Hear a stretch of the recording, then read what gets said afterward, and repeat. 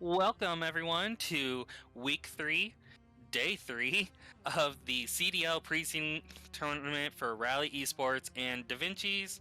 You're joining me today for both games. How are you feeling? Dude, I told you 2 weeks ago that there was a rivalry that was born when we did our first cast, and that 8:30 matchup, that's what I've been waiting for. I was watching a couple movies, but I had to put both of those movies on pause just to be here tonight. So to answer your question, I'm hyped. You're not even you gave up also watching 2 movies as well as watching Kansas City and Buffalo play because of tonight. No, I wasn't cared. I didn't care about sports. I was actually worried. I was catching up on Encanto and Eternals, and I'm almost finished with Sanchi, but I looked at the time. I was like, oh no, rematch of the night. I gotta be here. Well, before we can get to that rematch of the night, we do also have a game at 7:30 that is going to be Reapers versus the Thieves, and this is going to be a bit of a rematch as well as, looking to try to push themselves out. Both teams are looking at the bottom of the barrel right now, and both of these teams are looking to start clawing their way to the top. They want to be picked out of that barrel. And before we get started with that, also just want to quickly go over the standings, how it's looking. Starting from the bottom, we do have Dreamers, who are currently 0-5. Thieves are then right above them at 1-5. Reapers are at 3-3. They're that middle of the pack, literally middle of the standings, middle 50-50. It's a coin toss on if they win or lose. And then we do have KP in at second place, tied. So both Nightfangs and KP are 5-1, but we do know that Nightfangs beat KP the first time they faced, so that's why we got Nightfangs rounding at the top, just because they have that game over. But tonight is the night where Nightfangs are looking to solidify that number 1 spot over KP.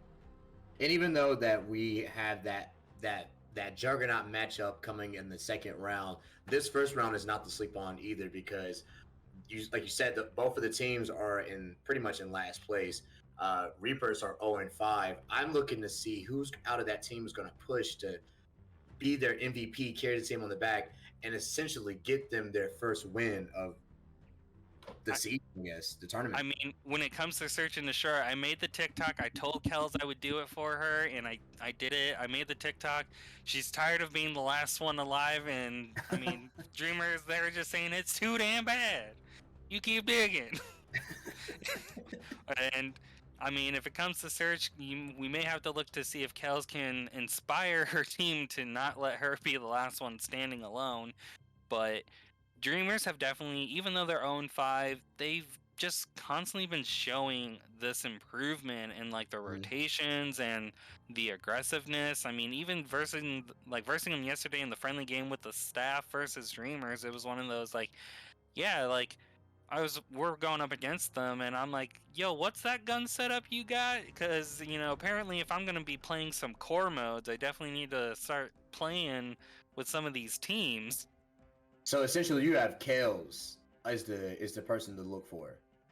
Kel's in Search and Destroy. I think she's finally going to be like, all right, can you all not leave me to be the last one standing? Can we stay alive for more than 10 seconds? Because sometimes it just felt like she was solo bolo on those matches like right away. I had Messiah. I'm looking for Messiah tonight. Messiah, during this match. I'm looking definitely showing the leadership that he's doing. And I mean, even with the Thieves, they're definitely going to like not just roll over.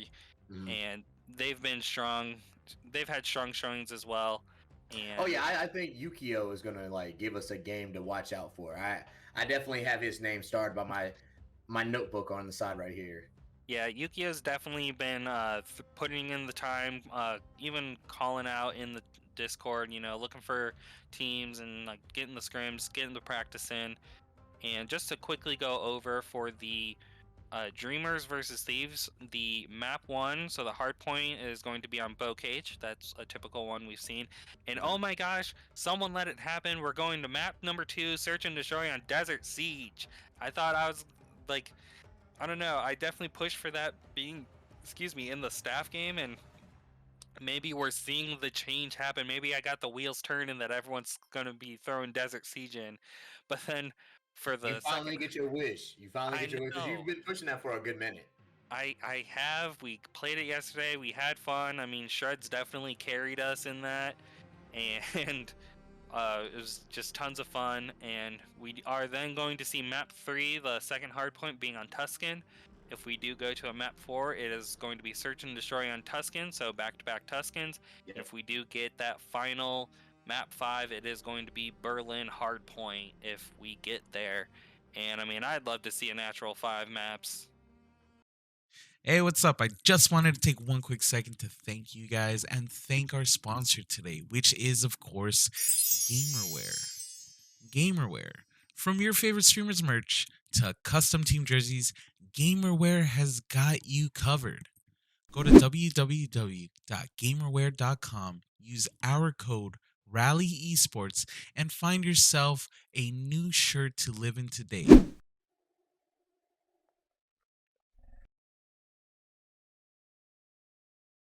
What So about yeah, you? I last time that we did this, we got to 4, but it Mm-hmm. wasn't a natural 4. It was just like, hey, somebody broke the rules. We have to go 4.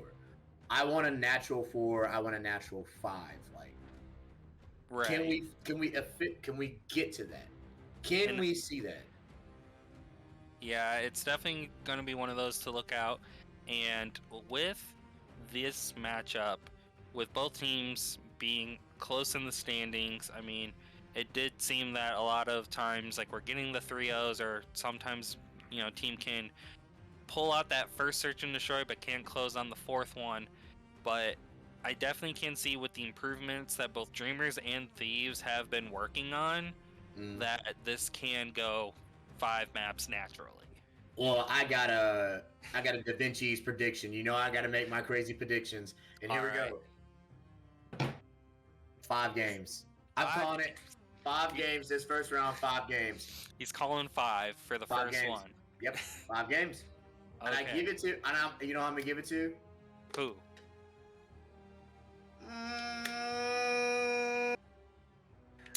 I'm gonna do it. I'm gonna go Dreamers. I got Dreamers. He's I'm going calling the Dreamers. long shot. He's calling the long shot on the Dreamers. He's saying it's a European invasion, and they're coming, and they're going to be taking names. He's calling 5 maps, and in the end, calling out Dreamers, taking it over the Thieves. It's gonna be a close one, man. I'm gonna go Dreamers. He's going Dreamers. I think with the improvements, because last week with talking with Soren, definitely making the moves on the players in the game. I'm going to say we are going to 4 maps Thieves favored Okay. in this one, just because have been seeing those money moves, and who knows, it might be the shakeup just needed, but Dreamers having more time together definitely can push and show the pressure onto Thieves. And we are It's just not a working. knock on Thieves. You know, Thieves, like you said, Thieves have been improving, and Mhm. they've been making those adjustments, those money moves that you were saying. But you know, everybody likes a cool underdog story. I want to see a cool underdog story, so I'm gonna go with Dreamers. Yeah, nothing wrong with rooting for the underdog. I mean, it's definitely who knows? Dreamers might end up being the airbud of this tournament, and you're down in the beginning. They get that golden retriever dog that can play basketball, football. I think they made a volleyball one at some point, Yeah, probably. I mean, they, yeah, yeah. they could be definitely the underdogs that we're looking for, and I do believe we are working on getting this lobby set up. Well, there's a hashtag that's going on in the chat. Believe in the dream. I Believe in believe the in. dream. I believe in the dream tonight. I believe in the dream. Dreamers, I want to have a good dream tonight. I believe in y'all. He's believing in the dream. They're in it to win it. I mean, I think all teams are in it to win it, but Dreamers are definitely throwing it in, definitely trying to get that first W in that column. And I'm just double checking. Okay, did not work. According to mine, it is streamers who are hosting. Let me just double check. Okay.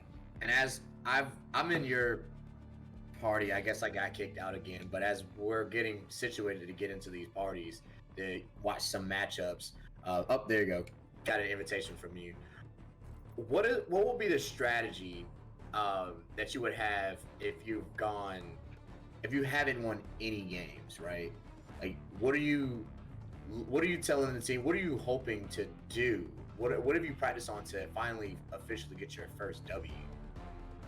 Well, as far as I'm not sure what exactly is happening with this lobby. I'm sorry. I definitely know Dreamers.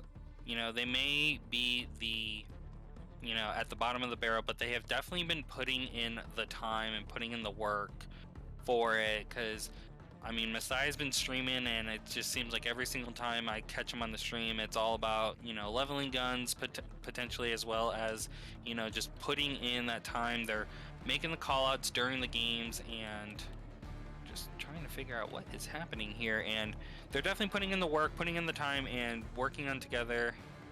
Brandis, throw you in the deep end. Yeah, definitely, just throwing anyone they can into those lobbies. I know they had Amy. We had Amy join us in the staff game, and she didn't really appreciate it at first, but I think eventually we all had fun.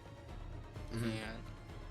And they're getting their chance, and that's what they need. You got to put in the time to get the work out of it. And I mean, even Thieves are, they had to make their own moves to work on improvement, and I mean, that's what we're gonna see tonight. And I mean, if you were in like an 0-5 situation, what would be your strategy? If I was in an 0-5 situation, my strategy would be, first of all, looking to watch every Rally Esports stream.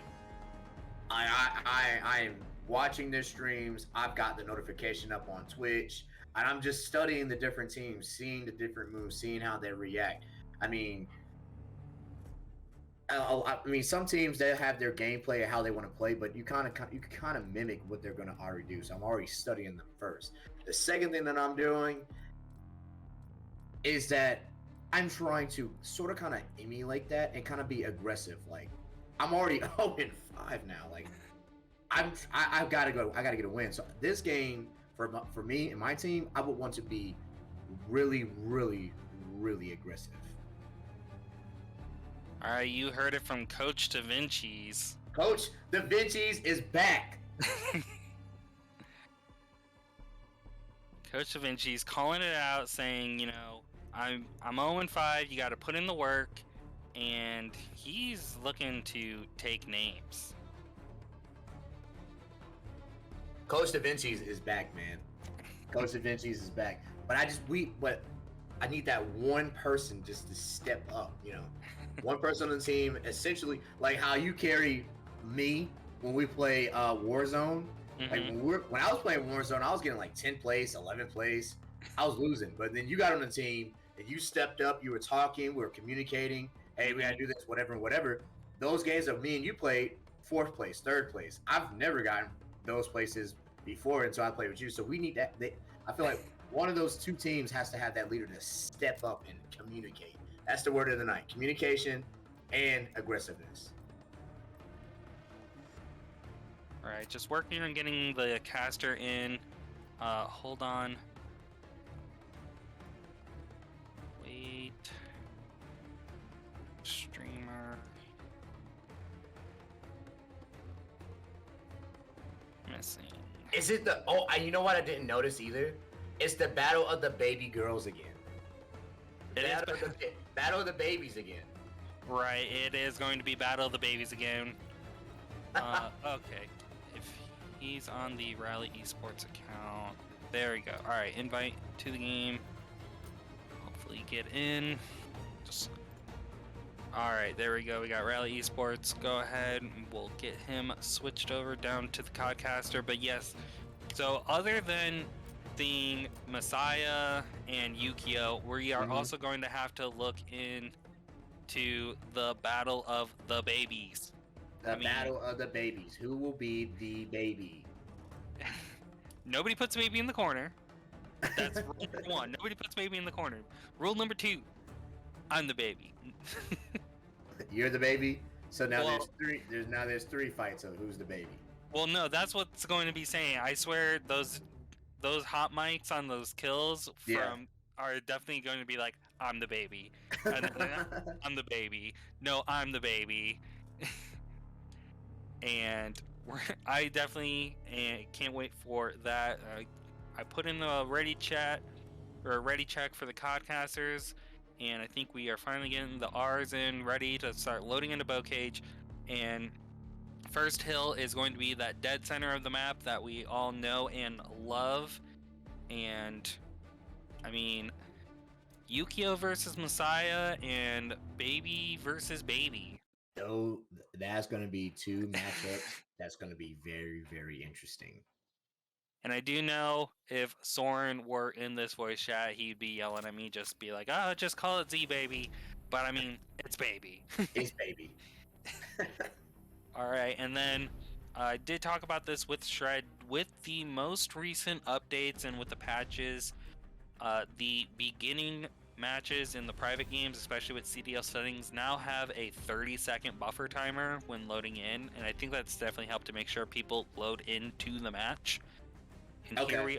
here we are. We've got Thieves and Dreamers. Map number 1, Bowcage Hardpoint. Let's get it. And what a strange rotation, little baby for Thieves, or sorry, for Dreamers, pushing the flanking rotation.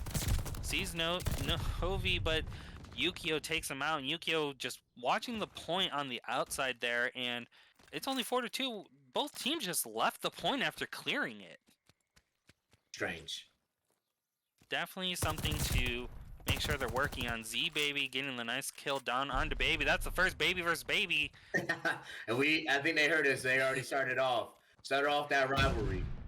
Yep, Z Baby definitely saying, nope, I'm the baby in this one. And we do have Dreamers contesting that point, and Thieves are able to take them off, and definitely going to look to start rotating to...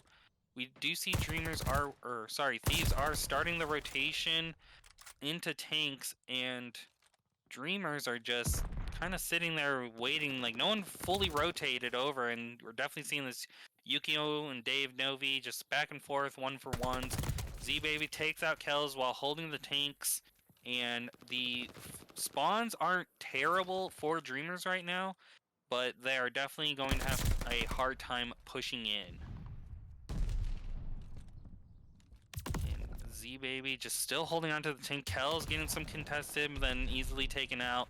And just looking, Yukio's on a 4 streak right now. We are going to be seeing if Yukio can get that, that glide bomb.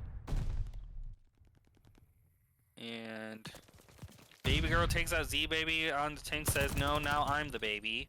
You know, just making sure that you know, who's going to hold on to that gamer tag, you know, of being able to call themselves baby. And we do have Dreamers and Thieves both rotating into the point, just different levels. And Messiah, was too busy trying to throw the gas or the stun, and Space takes out Messiah upstairs, making it easier for Thieves to hold. Looking at 80-60 right now, and Dreamers definitely need to start making their pushing. Like, What I like already is like the Thieves are coming out very hungry. Even though both of these teams are at the bottom of the totem pole, the Thieves are showing that they are the better team, and they're trying to come up and during this round robin. Yukio getting a nice double kill, double boom headshots right there, and Space on Addy is on a 6 kill streak right now. I do believe that will be both kill streaks for him. Yep, Space on Addy has both kill streaks available. Yukio getting the 5-piece, and Novi is right behind him. Z-Baby getting a nice double kill as well. Space on Addy just watching that perimeter, keeping him out, and finally gets taken down. But Novi and Z-Baby both have 4 streaks. They're 1 away from a glide bomb each. And Z-Baby's working this angle by the tank with a nice triple kill. Yeah, Space on Addy getting a nice double kill there. Dreamers were able to get into the map first, but Thieves are just saying, that don't matter to us, we'll push in, no problem. Novi getting, unfortunately getting Yukio for the double kill there. That doesn't help in favor of Streaks, but Z-Baby does get the glide bomb. Yukio taking out Kells onto the stairs, and then gets taken out by the Space on Addy's glide bomb. You don't want to kill your team, you gotta clear the point! Z-Baby, Space and Andy on a 5 streak, Z-Baby on an 8 streak right now. Yeah. Doing And work. yeah, Thieves are just definitely rotating also early. Got Yukio already pushing into the river towards the spawn to try to get the favor for Thieves here, and does call in the glide bomb, trying to make any callouts. No one really showing on the map. Almost takes himself out with that. And I think Z-Baby has officially claimed her gamer tag. Z-Baby's definitely claimed the baby, saying Yeah. I'm the baby. 11 kill streak right now. I would give it to her. All right, and it Or him. does look like Baby Girl is having a little bit of a rough time. She's 5-17 right now, but I mean, I'm not sure exactly who all got into the warm-ups and if they were doing fine, but Thieves just holding perfectly fine. And yeah, just 8 streak now for Novi. It's 180 to 11 up. Dreamer's finally going to get some of those garbage points in. I do know when looking at some points that teams will... the glide bomb. Yep. Dave is able to survive and is on up, does finally get taken out by Space on Addy, and now we are working on the next hill as it just moves up those nice little stairs from river into the dead center courtyard. And Thieves 184 to 26, and Dreamers definitely just need to find that almost like they need that death mob push that seems to always win every objective mode, because my team can never handle it. And Yukio getting a nice little 5 kill streak on there, got the glide bomb ready, gets number 6 for the strafing run, and is just holding out, making sure no one even touches these tanks. Getting a nice little triple kill there, and Thieves are breaking into the 200 points for the final 50-point push happening right now. This could end on the tanks if Dreamers don't make a last stand right now. Well, let me ask you a quick question, Paul. When a team has 200 and you have 30 points, do you say, all right, scrap this round and get to the next round, or do you try to get these garbage points? What do you do in this moment? I definitely would try to probably, make it last a little longer, just because, it can also cut the momentum, because when a team is this far ahead, they're definitely in that headspace. They're, things are just, they're hitting that runner's high, and right now, I think what would be best is if you can prolong it somehow. Space and Addy getting a nice little 5 killing spree right there, having the glide bomb available. But as I was saying, if you just can interrupt that momentum, because you don't want to just quickly get into the next round when someone is on a high. You gotta take your breath, you gotta get in, and that will be it for map number 1. Thieves win it 250 to 32. They came out and played just how their name is. They stole that round. They were Thieves. Yeah, at the very beginning it was a little bit of a rough setup where it was 4-2 on points and both teams just kind of left it. But then Thieves were like, nah, we're just kidding. We thought we let you think you had that one, and so we stole it from you. I think that question that I asked you, I think now, that was the time to, yes, the team was way ahead of you, but you kind of tend to warm those guns up, figure out how you like those guns, warm them up, kind of practice on your aim and stuff like that. Get in the second round, wipe the sweat off your palms, get ready for round 2. Yeah, and that's kind of what I was trying to get at, is that when the team is on a, having that momentum, you definitely want to slow it up. You want to be that bump in the road, or that little pebble that creeps into the shoe to makes it uncomfortable. You want to throw them off the groove. Yes. Yeah. Totally agree with you on that one. All right. just double checking the settings because want to make sure, don't get anyone confused. Definitely don't like secondary colors. Oh. So right now I'm 0-1 right now. I'm 0-1 right now. I had 5 games Dreamers. I'm 0-1. Hey, Dreamers can easily take this search and destroy and push it to 1 map apiece. I wouldn't say easily because Thieves came out and they showed us something, so I wouldn't say easily. But we might not know. Let's see. Right, and then we are seeing map number 2 be Desert Siege, Search and Destroy, and the bomb points we have B that's just under, more the center of the map, but right under the little walk-in area, and then bomb site A is going to be on the train's side, and so it's definitely something where defenders can easily see the bomb sites quickly, but attackers have so many different angles to attack from. And so let's get started into this. We're going to see Thieves attacking first.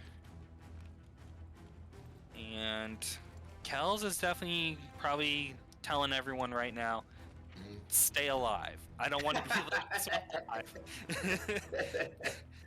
I'm tired of this, Grandpa. And we'll see if Thieves can probably look to steal the momentum right at the start and just keep running on that stride. And looks like they might have Baby Girl. Yep, Baby Girl is sniping, watching. Notice that B was planted, calling out, seeing who they can. But we do see Space on Ad getting the first blood shot on Good Baby Girl. shot, Space. Messiah takes out Z-Baby, and Yukio takes out Kells. Dave now defusing. Can they go for the sneaky defuse? Space on Addy trying to snipe from the trenches area. Just get it. Messiah's last one alive. He was unable to defuse it. And now we got a 1v2, and Novi takes out Messiah, letting Thieves take out round number 1. Space on Addy, I need you to hit me up and teach me how to snipe, because I would have missed all of my shots. Crazy aim by Space on Addy. Yeah, definitely pulling out the clutch first blood there onto Baby Girl and able to stop Dave from defusing. That also helps with the bomb placement, because if they would have planted it on the wall side, then Dave would have had perfect coverage for that. And here we go, switching around with Thieves now on defense, and can Baby Girl, Yukio getting the first blood onto Kells.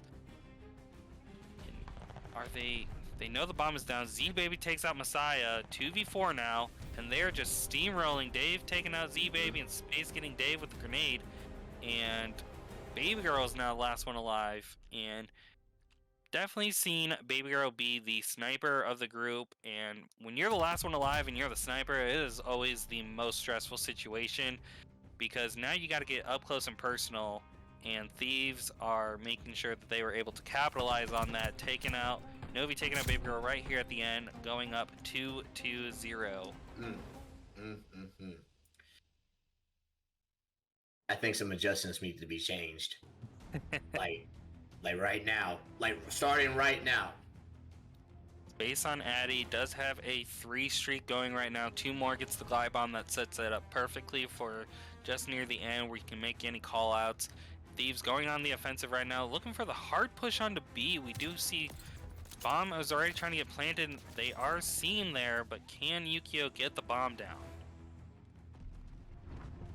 No. Space on Addy taking out Dave, and they abandoned all hope at B and said, nah, let's go A, because they're on to us. And Kells and Messiah. Kells, last one standing. Once again, 4v1 situation. Up. What's Space on Addy gonna do? Space on Addy takes out Kells. She's tired of it, man. She's tired of being the last one standing. I wonder what that Discord chat is sounding like right now. Definitely gotta, take a second and breathe. It's first to 6. Luckily, they're only halfway there. It's not like it's gonna end right at this next round. And we But saw crazier things happen, you know? yeah, we definitely saw a quintuple match point comeback, and I mean that could take place right here. Although we do have to see Thieves get 2 more rounds before then. But Space on Addy does have that glide bomb in pocket. Masai getting the first blood onto Baby, making it 4 versus 3 in favor of Dreamers. Can Space on Addy even the odds? Does get the kill on Addy is going to work with that sniper. Yeah, definitely ready. And Baby Girl trying to take some shots, and Space on Addy just gets it on the slide. Takes out 3 in that round. Oh my goodness. Here's my thought. I think Space on Addy has some of the team on edge because, like, you can see they're all trying to hide, and Space on Addy's aim is just on point. Yeah, Space on Addy definitely just making sure that if you're trying to run out in the open, you better have, like, Kevlar around your head because it's gonna fall off if it's not there. And Space on Addy on an 8 streak has both glide bomb and strafing run ready and is already looking into the trenches, seeing if they can get any picks. And Kel's going for the defense, but is taken out. Novi and Yukio already taken out 3, and now they're gonna look to plant B and make the time, because it will cut the time, and are able to take out all 4 before the bomb can go down. I was just about to say after that round, I'm taking out Space on Addy. That's what I would have done. But before I could even get the words out, it was a 4v1 matchup. Yeah, it was definitely. You definitely want to try to calm and chill out based on Addy. I mean, I don't know how it's going to be once we get that physical location, if we can get some actual timeouts, a technical or a team timeout probably could give Dreamers a second win. And Dave does see Space on Addy, but can Z-Baby takes out Dave. Masai taking out Yukio. Space Addy calling in the glide bomb. It is match point. Nothing with the glide bomb, but it is able to call out. Kel's last one alive again. I mean, I don't know what's going to happen. What's going to happen? Wow. Taken out right there. Got pushed into a corner. And luckily it wasn't a baby in a corner, because nobody puts a baby in the corner. But I will say, Kels is definitely tired of it. Thieves go up 2 maps to 0. And your Thieves, you're looking real good. You're definitely saying, I'm not trying to be the bottom of the barrel. Someone's got to be it. But Dreamers, they're fighting. They're fighting. It just looks like the Thieves are playing a whole different, better game tonight. Like I said, even every game that they've played, they've gotten better. Mm-hmm. And this one, they've looked just like untouchable. Yeah, it's definitely okay. Definitely showing Thieves they were a little shaky, but they're like, I think we finally got our moves in, finally got our groove with all the new people. We're seeing Space on Addy, and then we did see Novi is also fairly new in this setup. We are going back to Hardpoint, and it is Tuscan. If we do get the map number 4, we will see Search and Destroy on Tuscan as well. I'm hoping we go back to Tuscan because I said game 5. Yeah. I mean, I called 4 and I'm looking wrong, so. Hey, but you called the team. So you're 50% right. I'm about to go 0% right. Hey, I mean, I told my friends if I was a betting man, I'd be the worst better, because I'm the classic bet where does Team A or Team B win? That's it. But that's not where the money is. You got to play the spread. I always pick the like who's the best person on the team and what they usually do and the stats and stuff like that. And or I always pick the underdog. I would lose a lot of money if I bet. All right, I think we're getting the ready checks in, and it's going to be hard point on Tuscan. First hill going to be in what I call the cemetery, otherwise known as a courtyard. It's on the monument. Both teams looking to... Dreamers looking to make a stand here. Thieves looking to close it out as they are up 2 maps to 0 over Dreamers. And Da Vinci's, you're Dreamers. You're down 2 maps. What are you saying starting this round? Be aggressive, because we've already got beaten. What 250 to what was it, like 50, 60, something like that? It was, I think it was 30, 40, something like that. I think it was 250 to 32. Yeah, we gotta do something. We gotta be aggressive, man. So you're definitely saying call in the cheerleaders, be aggressive, be aggressive. Yeah, turn the knob up and break it. So you're turning. So your Dreamers right now, you're saying we need to turn this to 11, spinal tap it, and push in. Thieves are first to the point. Does get contested with Baby Girl, but Novi able to clear it out, and Thieves will hold the hill number 1. And Dreamers looking to make the push. Novi just being able to cover it with no problem. Easily covered. And I mean, we are going to see Dave, and Dave is looking to push and get the rotation, possibly for favorite spawn, but it does look like he is just going to move into the church. And he does help the spawn flip happen as Kells does spawn, but they're just running for the point again. There's only 10 seconds remaining, and Thieves left. Why go for the garbage points? You need to set up for Hill 2 here. And they are able to somewhat keep favored spawns, but it's definitely going to be Kells and Novi. And can Novi has an idea. Yep. Does get the hit markers, takes out Kells, no problem. Space on Addy, taking out Dave, and now Thieves just easily move back into the point. No Novi's trouble. Gonna work. Yeah, Z Baby also on a nice little 6 streak right now. Does have the glide and strafing run ready. And Thieves are looking just as dominant as they were in the first round, 52 to 70 right now. And already see Z Baby pushing out courtyard. No one's getting the flank, trying to set up for the 3rd hill. But that's all the way in Fountain. And Yukio says, "Don't worry, guys, I got it." And here we are again. You know, garbage points remaining. No one's really pushing those spawns. And Dreamers finally do get into the Fountainside spawn. They are ready for the hill there, but can they defend? It is going to be 3v2. And Yukio takes out Kells, Novi takes out Baby Girl, and just like that, Thieves have it again. And I mean, Da Vinci's, what are you saying to your team right now? You're down 77 to 9, and the spawns are not in your favor. What am I saying to my team? Yeah. What the hell are you doing? Z Baby on a nice little 9 streak right now, and finally gets taken out there by Baby Girl. Said, "I'm tired of this. I'm the baby. You need to know." Space on Addy and Yukio both going on a 5 killing spree right there, and just showing such dominance right now. It just looks like, to me, as I'm watching on Novi's screen, like Novi's just taking people out coming from this little truck area right here. It just looks like there's no game plan. They're just rushing in. And you got the other team, the Thieves, just like they have a strategy. They're just protecting sides.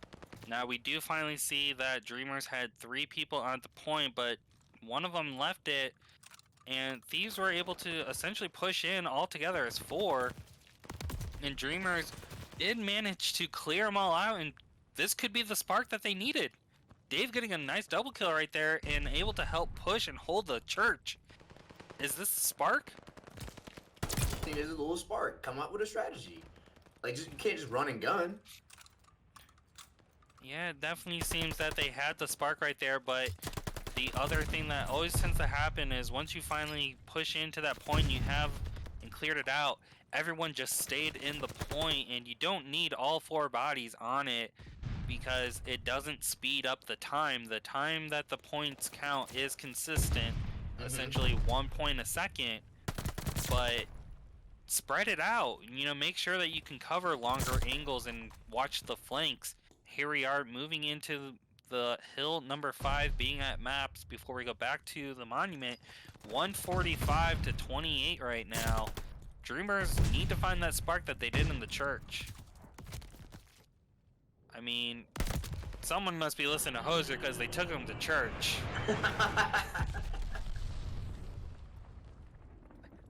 They took him to church, held it, and then they said, all right, the sermon's over. We'll see you next Sunday. I don't, man, it's just... Z-Baby calling in the This is straight a for one bleeding. near the This is- center. Yeah, definitely a hard count. We have almost 15 deaths apiece on Dreamer's side, and the highest death count on Thieves' side is only 6. And Z-Baby almost getting the glide bomb again. Novi's on a 7 streak right now, and they are just having such a proficient showing today that the moves they made were not in vain. And the team may not have been together that long, but it doesn't show. But it doesn't show. You don't have like one person like all in one spot. You have a couple people in one spot. You have the other people protecting. Like Novi is like just protecting. That's all they're doing. Protecting. Yeah, getting into the last 50 points here, we will definitely need to go to hill number 2 to finish it out if these can continue to hold this point as much as possible. Z-Baby holding it on a nice 5 spree right there. Actually, he's on an 8 streak right now, getting a nice triple kill. That's number 4. I can't even talk because Z-Baby's just moving so quickly. She's dropping flies faster than an electric fly swatter. Wait, they have one of those? I have one of those. You have one of those? Yes. I didn't even know they had one of those. I just get on some good old raid. Yukio ends up getting space on Addy, and Z-Baby takes out Yukio with the strafing run. Z-Baby calling in the glide bomb, calling out anyone. Does get the kill onto Messiah, and Thieves are holding last 10 points, and we are looking like that's all she wrote in this one. Baby Girl trying, but not able to really do anything, and that's 2-1, and map number 3 is in the bag for Thieves, making it a quick 3-0. And well, good game, Thieves. Good games to both sides, I would say, but Thieves looked incredible, man. Thieves came out running. Yeah. Like, if this was a 50-yard dash, they definitely, like... Usain bolted. They Usain bolted, and then, were already 10 meters away and started walking. They went to Burger King, got a Whopper, 10-piece nuggets, came back and lapped again. They looked like, wow. Yeah, in a straight 50-meter dash, they lapped the team. Yep. And just what a dominant show. They lapped them twice, yeah. Well, I think the score was the same. It was like 250 to 30. Yep, to about the 30-point range. Yeah. And yeah, as we're saying last week, or I should say at the beginning of this week, Dave did come back into the mix for Dreamers, and it definitely helped them, but at the same time, I feel like they kind of fell into old habits, almost like maybe playing just public games too much. I mean, I ran into that trying to practice for our staff versus the Dreamers and the Nightfangs yesterday, just getting into public games, trying to work rotations and stuff. Yeah. It's not always helpful because you get into those matches that you're on maps that aren't in rotation, but then you're also running into, you can't use Ghost and you don't have spy planes or recons, but those are being called in and counter spy planes are going up, so it's definitely harder. You definitely want to try to get in those practice games and scrims, and I mean, that's what Dreamers are just gonna have to do. I don't know. Maybe see if you can call up Nightfangs or KP. Work something out. I mean, you're down 0-6 now. Going into your point now, is like, is there a sense of frustration? I mean, you're the only team who has no win, and then there's all eyes on you. So you have, like, when we cast, there's so many viewers that come in here, so there's eyes on you. Does that bring in some kind of frustration? Personally, I'm the competitive type, so I definitely would be feeling that frustration and That we definitely. effing suck. Yeah, that would be me too. Yeah. That's how I am. I mean, there's a reason why I only play hardcore, because it definitely feels like any gun I use in core just automatically doesn't work. Like, you say, I want to use this gun, and the game says, okay, let me just bend the barrel backwards facing towards you, because that's what it feels like.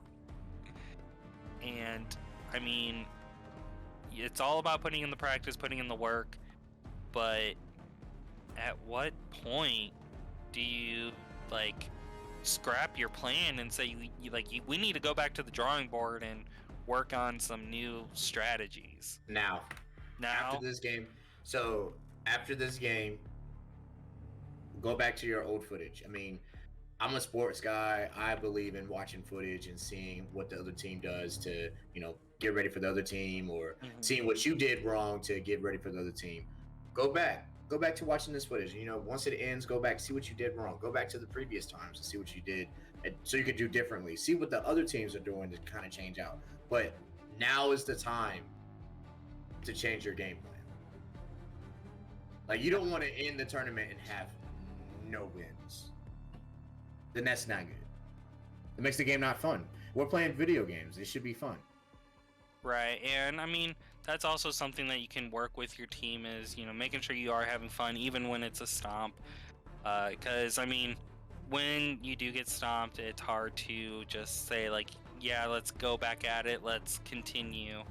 I mean, I know definitely last night, after the staff got completely obliterated by Nightfangs, that I was like, man, why do I even play Call of Duty? And that's me all the time, yeah. But that's how I was on playing Warzone the other night. I mean, it just goes to show, clearly, like, I'm not putting in any of this time, so I definitely am glad I'm not bringing any of these teams down, because believe me, if any of these teams tried to sign me right now, I would say, are you sure? Are you positive? You trust me, you guys are better than me, so I'm just watching. So you guys are doing good. I'm just saying, it's game plan needs to change, though. It's definitely easier to say it on the outside looking in, because I mean, we're not in it. It's definitely easier for us to call out these things. And I mean, yeah, like, even Baby Girl saying in the chat right now, like, she was just going around knifing me and Amy, and it was just one of those, like, are you kidding me right now? Like, come on, I can't even get you with my gun, and you're over here running laps around me. If I would have played, you would have seen Da Vinci's have left the match. I can tell you that. Poncho, it was 3 maps to 0, Thieves in favored for that over Dreamers. And as we do have time before the next game of KP versus Nightfangs, do want to give a shout out for what's going on in the Riley Esports Twitch right now, and that is the Subathon. I mean, this is the rematch that everyone, I would say, is waiting for. They're waiting for it too. The teams that are getting ready to play, they've been waiting on this. I know they have. Yeah, I definitely remember reaching out and said, hey, like, that was a close fought game, KP versus Nightfangs. Was a rivalry born? And they said, hell yeah. Rivalry was born, and both of these teams 5-1. Nightfangs did manage to 3-0 KP. Both teams had 3-0 in the very first round of this tournament.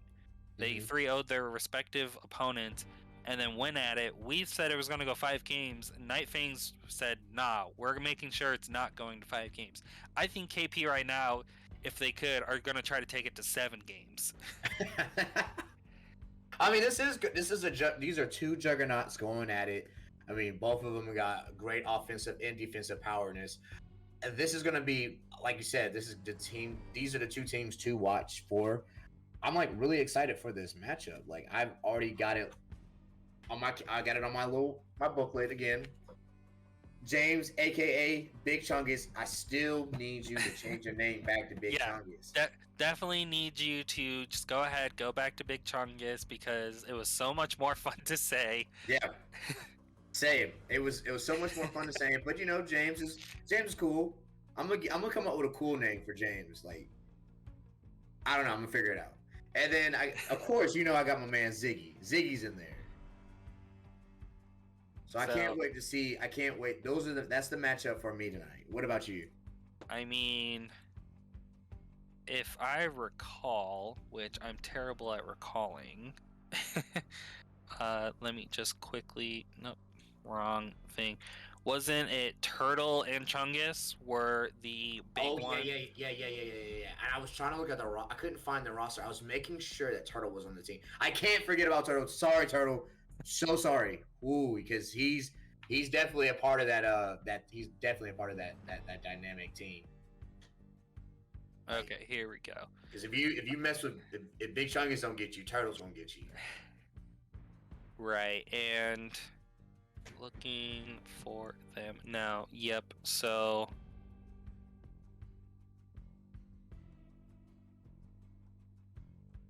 everyone's just, it's such a big showing that we had the first time with these two, that like Nightfangs, I do know that they are also working on updating their roster as well, as so we may be seeing a whole different set coming in. Yeah, they definitely are looking on updating their roster for the second half of this tournament. Whether or not that is starting tonight, I was unable to check on that.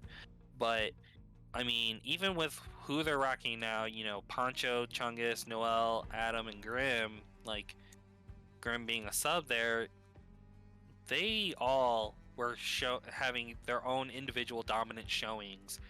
I mean, we were looking like the one you were calling, it was Ziggy and friggin' Turtle was like, nah, I'm the one you need to be watching. And then the next time we came around, Ziggy was like, nope, it's me. Like, I mean, besides the two teams themselves having a rivalry, there's definitely like that fun rivalry within the teams of who wants to be the talk of the town.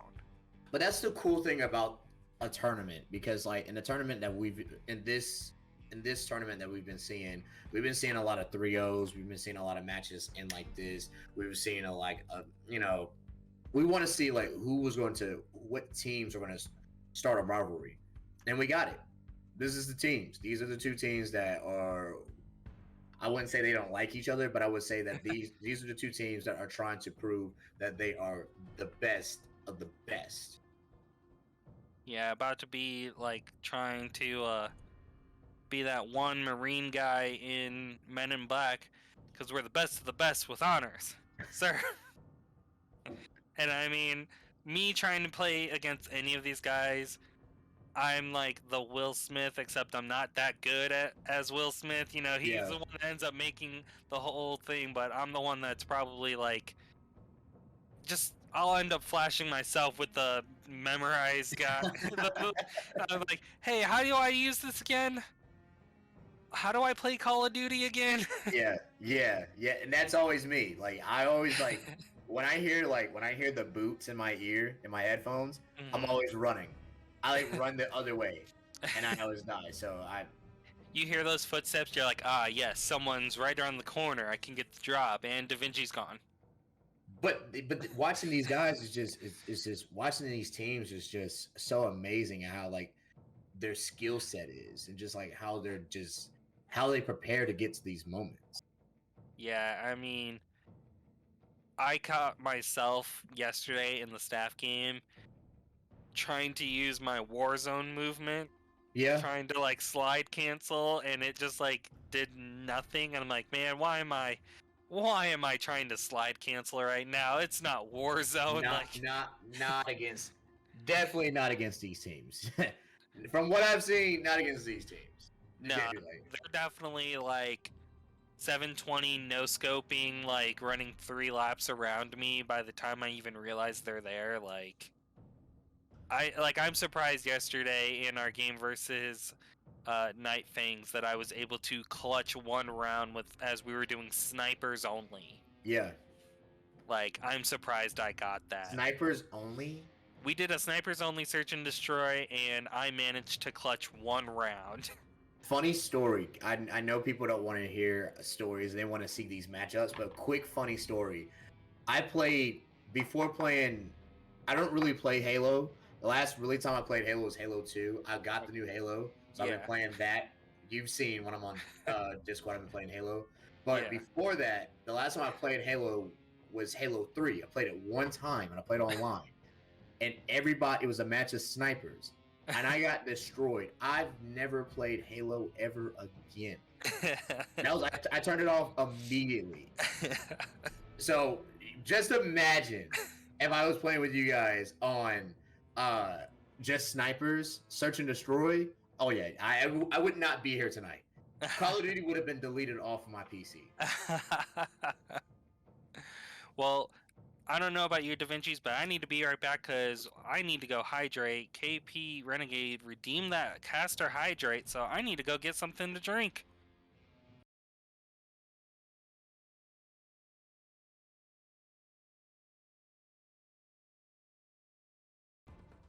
Welcome back, everyone. Sorry it took us a little longer than usual. Also had to run around and find a hat. Da Vinci's, in his case, got a bandana because his hair's too long. Yeah, my hair is way too long, so none of my hats fit. I have to rock bandanas now. Sorry, guys.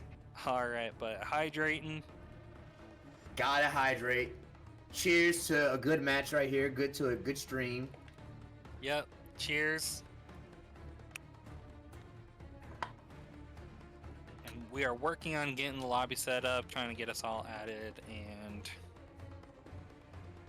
see, this is, oh, wait, I see Poncho.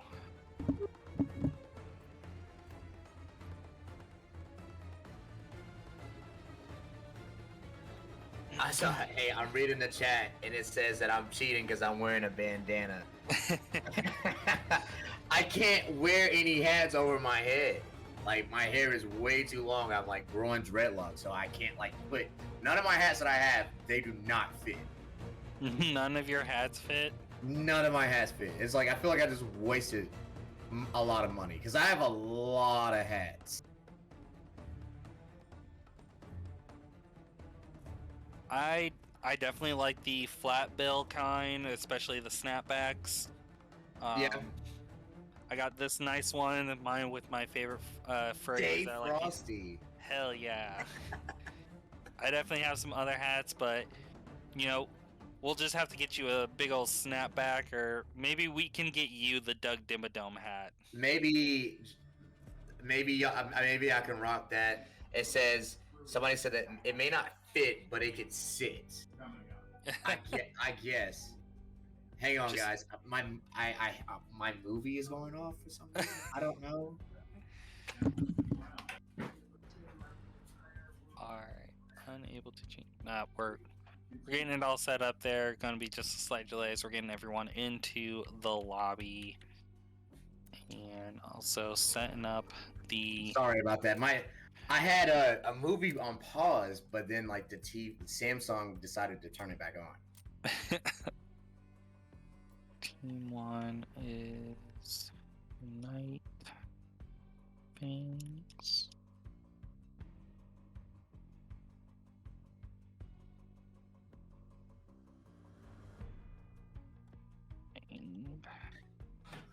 Oh, let me switch teams because I do not want to be messing up their roster.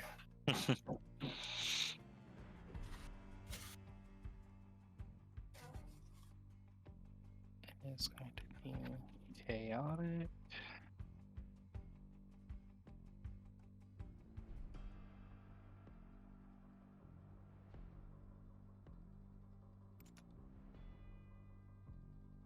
I think I'm getting dragged into comments. They really want me to put a hat on. They really want me to. They raking you over the coals. Yeah, man. Yeah, man. They really want me to put a hat on. Okay. I mean, I got hats over there too. They can like. Oh man. If y'all really want me to put a hat on, first of all, make sure y'all follow the channel, all the social media accounts. If you haven't subscribed, subscribe, and then go in the comments and say Da Vinci's put a hat on, and then I'll go find a hat to go put on. All right. So if I've got this correctly, okay, yeah. Poncho's on Nightfangs. He's on team number 2. In Codcaster settings, that actually means team number 1 settings, because it's weird like that. At least I've noticed how that works. But yeah, we are slowly getting everyone into this. Currently just got Poncho, Ziggy, and Turtle, and Yeah. I can't concentrate. These comments are really funny. yeah, our boss is yelling at you. Yeah. Don't want to make her upset, so I'm gonna go find a hat to go just let it sit. Be right back.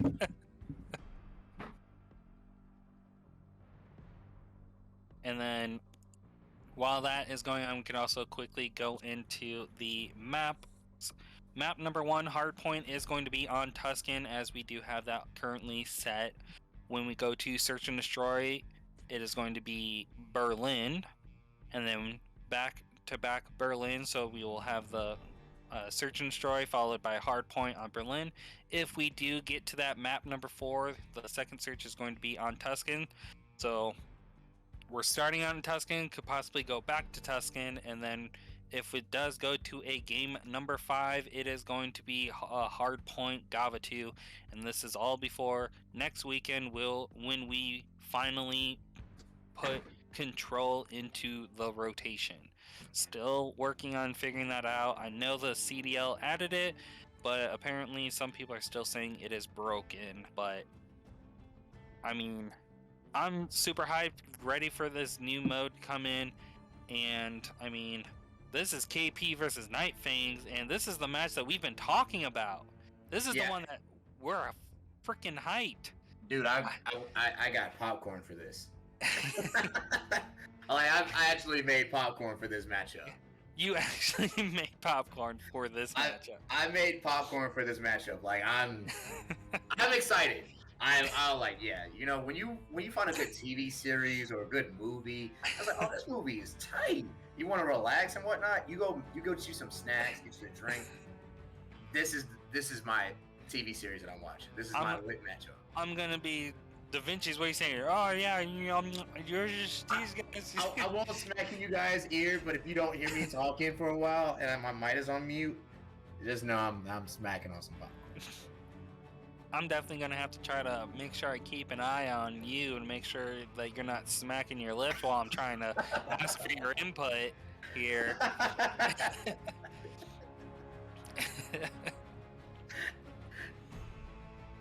Alright, still just waiting to round out the lobby here. We are just missing a few members, but I mean, everyone in the chat, I hope you're as excited as we are for this. I mean, KP versus Nightfangs, and okay, it looks like they some people, because you know Call of Duty is so awesome that it just works perfectly every time you load it up.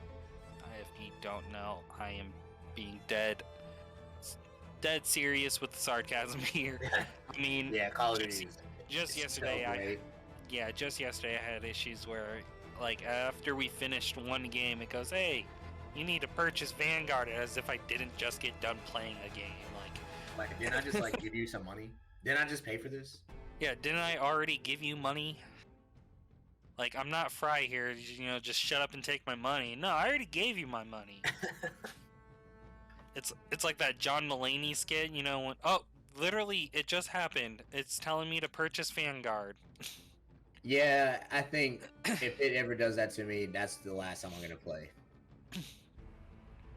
Yeah, now everybody's in the chat, like, put in the icons for the popcorn. Hey, this is a match to see. Make you some popcorn, get you some snacks, get you sour gummy worms raised. Like, get comfortable because this is about to be the matchup to see. I've been waiting for this for like 2 weeks. You know, you said go grab your snacks, and I'm pretty sure I got some gummy bears somewhere around my house that I might have to go run and snag before everyone else comes into this lobby. But I mean, other than that, you know, we know these teams both excited for this rivalry because just after their first game, they're like, that's a rivalry. That's the team. This is the whole, you know, Bears versus Packers, or Mhm. you know, TSM versus Cloud9 and Mhm. TSM versus Team Liquid. I mean, everyone just hates TSM, so everyone easily makes a rival out of them. But Yeah. I mean, KP versus Nightfangs, I can see this rivalry going all the way into the money tournament that's happening later this year. Like, Yeah. I can in see that too. summer. I can, I also can picture that these teams, you know, may not even scrim each other because they don't want to reveal strategies. So you think so right now you're saying that you don't think that they're going to show everything what they've got so far until they get to that money round? I'm saying that, like, I know this happened in League of Legends where you have like the top bracket of teams where the top two teams were having trouble practicing because no teams would want to scrim against them because they were so strong. And so it would be one of those where you just kind of have to practice in public matches, or you gotta, you know, go up against yourselves, you know, get in your secondary team and stuff. And that's the only way you guys can get the practice in. Mhm. And so I can see it more being, you got your two top teams of KP and Nightfangs and not facing each other just to make sure your strategies are hidden from one another because you know Yeah. the other team is that strong. Okay. I like that. That's a good take. I like that. I'll go with that. I'll go with that cuz you don't want to show them all your tricks cuz if you show all your whole hand, then by the time you get to the money round, I already know what you're going to do. I don't want to I got you. Right. So you're saying we may not see KP's and Nightfangs like real full potential right now. They're just showing us little spurts and pieces right now. I think both teams are having some, they're holding on to one trick that's up their sleeve. Both teams are. Both teams are making sure they aren't revealing everything and trying to reserve as much power as they possibly can, because like you were saying, if you show your hand, then you have something that you can plan for up against when it comes to that money tournament. Yeah. And I think they are asking for that ready check, and I'll go ahead, let them know we are ready. I think everyone's been ready and hyped for this. I mean, this is KP and Nightfangs. We We're have this ready. for 2 weeks. 2 weeks. I got my popcorn ready. I'm ready. Da Vinci's got the popcorn, we've got the water, and I think we just want Tuscan to load already. I want this matchup to load already. I mean, both teams are 5-1. I'm ready for this matchup. Oh, well, here we go. Yep, both teams 5-1, and last time they faced, Nightfangs did manage to 3-0 KP, and I think this time KP is definitely trying to make sure that it won't be that easy. I mean, we did see close scores, but I think right now both KP is definitely trying to take this first map. Thanks. Yeah. All right, here we are loading in and making sure my names are right. Yep, Poncho and James, aka Big Chungus. It may say James, but I will more than likely say Big Chungus or Chungus the entire game. Yeah, me too. All right, moving in on to the point, Nightfangs are able to strike first blood in the matter of points, but KP was able to strike first blood on bodies. And here we go. 10 points already, and Nightfangs already trying to set a somewhat perimeter, and Adam getting a nice little double kill, able to hold up the monument, and right here, it's favored for Chaotic where their spawns are, where they can easily get to 2, and I think they are waiting and just kind of trickling to make sure that they don't lose the spawn. Yeah, just a nice, easy first hill for Nightfangs and able to round it out. Adam finally going down, wasn't able to get that glide bomb, but KP already there for hill number 2, ready to basically try to tie up the points, but Noel already clearing and taking it, and Hawking does take it out, and here we are where just wasted points, and because they're wasting time. Poncho on a 5 kill spree already. He's got the glide bomb ready. When is he gonna use it? Here we go, and Adam just having such an Overwatch He's presence. doing exactly what I said during the last match.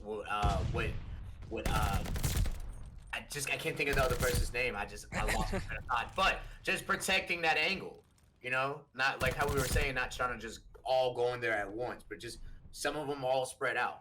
Yeah, and here we see Nightfangs already working the rotation with like 15 seconds remaining. KP also slowly working the rotation.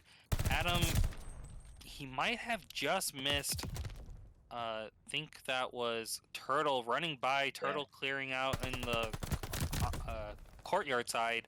Adam not able to take out NC, and KP are looking to finally start closing that gap.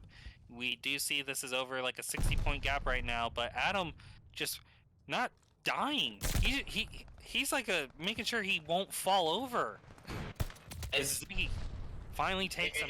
If he's getting him and if he's getting him just a little bit, and he's missing. He's taking off, getting that health back, and taking on the next person. Like this is a total different strategy from most people that I've seen play. Yeah, and Hawking was trying to kind of trick in the middle there, hopping up those boxes, working the flank, and Adam just spawning and working the rotation, taking out Hawking again, getting the double kill onto Ziggy, and Adam's just got picked off by Mr. Turtle. Yeah, Adam just showing such a dominant presence on these rotations and flanks, making sure that they're not getting caught out. And KP, this is the 3rd time we've seen them at the hill first, but can they finally hold the hill? And here we have Ziggy we have Hawking taking out Null and Poncho taking out Hawking. They were kind of right next to each other, finally going, and Nightfangs end up clearing, and this just KP constantly just gets there first, but unable to hold the perimeter. And can they get 2? They had 2 people right there ready to push in, just couldn't go in at the same time. Adam taking out NC and helping Nightfangs just keep holding it 136 to 42 right now. And I mean, KP definitely needs to make sure that they can watch the perimeter, because that's what Nightfangs is, what they've adjusted to, like what I've seen from their past games is it used to be, everyone somewhat on the point or like close, and they've changed it to they will try to just have one person on the hill and then branch like the immediately like 10 meters surrounding it. Like maps being a much tighter, closer area, I can see this being like the one instance where it's not so much. But I mean, they only had Adam really watching the hill, and everyone else was either below or outside of the windows. But KP finally making the push in, and can they finally hold it?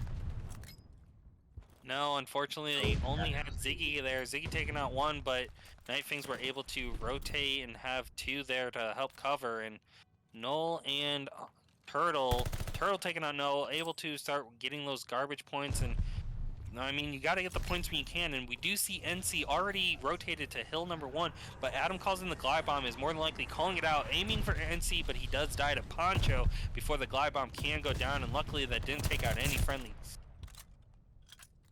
And here we go, Nightfangs holding the hill, and NC trying to work somewhat of a flank, unable to get a Turtle, tried busting in, couldn't even contest it, and Poncho, being the objective man of the game right now, has 1 minute and 40 seconds of objective time right now. Poncho I think that's his like third or probably like fifth 5 killing spree. He's got probably glide bombs for days right now. He's just racking them up, man. Yeah, Adam taking out Ziggy in the church right now, and KP finally pushing and getting some more points. I mean, this is the garbage points now, but Noel easily taken out, saying, no, we are wanting to close this out sooner than later, and KP needs to make their final stand right here on the second rotation on hill number 2. And slowly but surely working that perimeter. And can KP end up using Nightfang's own strategy against them, setting a perimeter, only having one on hill? Adam taken out by Hawking. Noel gets Ziggy, but we do still have 2 of KP on the hill. And it does look like they're finally catching somewhat of a stride here. I mean, you just left the hill. Spawns, they've got to have an idea that the spawns have changed, but I mean, you've also got to make sure you've got one body at least on the hill. NC trying to defend, is stunned out. Adam just right there, right around the corner. NC on a 5 kill, so he has a glide bomb. Go down. But we are going to be looking at the next hill, which is going to be at Fountain. We do see Hawking already holding the spawn, having Turtle right there, and Ziggy near the apartment side rooftops. And this is a favorite spawn for KP, so can we see the gap close here? Is 212, and KP finally getting to the triple digits, 212 to 100. Turtle on a 5 spree right now. That was a nice little triple kill, I believe that was for Turtle, until he went down to Poncho, but everyone's in the courtyard. I think this is where you call in the glide bomb. When 3 people die, go ahead, call in the glide bomb, get an idea of where they're moving in, but Nightfangs just bully their way in, and I mean, 217 to 112, you definitely got to be a little scared when you got him this. You got him this far, and NC called in the glide bomb in the middle, and Noel ended up getting the execution onto him just because you were standing there too busy looking at the glide bomb screen. And only one on hill. Noel takes out Hawking. It's garbage points. Not even gonna bother trying to add in those little extras. And moving to the next hill in the church right now. And yeah, Gamer Check, if KP can continue to hold and set the perimeter and kind of throw Nightfang's strategy back at them, we can look at a KP upset here. I mean, they got to Nightfangs got to 200 first, but KP definitely just came back and got into the triple digits. You know, it was the lead was kind of ballooned, but they're kind of stopping that bleeding right now. So I like how they changed their strategy. Yeah, it's definitely helping, and Church is definitely one of those weird hill areas because basically everywhere you want to watch is within the zone to capture points, but at the same time, Noel just easily flanked from above, having Noel and Adam easily take them out and start getting in these points, trying to close the gap even further to make sure that the hill number 5 at maps area is going to be the last one that they need in order to get map number 1. But KP, they've got 2 at they cleared it out. Nightfangs were there already working on setting up and, you know, trying to decide where in the world is Carmen Sandiego in the map room, and KP said, nah, we got the clues, we know how to use the maps. And Nightfangs are going to have to try to bully their way in again, and KP's definitely got to make sure they keep it contested. And they're working hard at it. Turtle trying to get those jumping shots in. Last 4 seconds. They keep getting in, throwing those grenades, getting in the contest, and that is it. It ends in the map rooms. Nightfangs take map number 1. That was a good matchup. I mean, I liked KP kind of made some adjustments and came out, and later on I think they need to take that momentum and go for game 2 to come out with the win. But also going back to game 3, take that strategy that y'all took from Nightfangs and use it against them again. Hopefully you can come out with that win. Yeah, and if you're taking a look there, the KD ratios, that's the word I'm trying to say. The KD ratios for the teams, it definitely was ballooned at the first half of that in favor of Nightfangs, and Yeah. then KP just slowly, they found their groove again. I mean, that could definitely happen. I know, like, when I did sports, that first, like, that drive up to the, like, venue or whatever, you're definitely one of those, like, oh man, like, I need to, like, you're You got always nervous at butterflies, the very yeah. beginning, and then you just manage to catch your groove and push it. And I mean, that's what KP ended up doing there in that second half.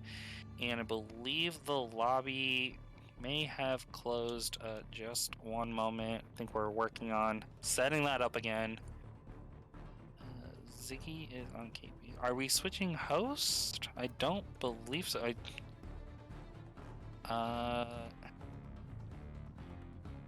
I'm not familiar on why. Not sure if everyone's just trying to add me right now. Hold on. I think Hawking is trying to invite us to a game. I'm in that one, but just one moment. We're gonna go over there.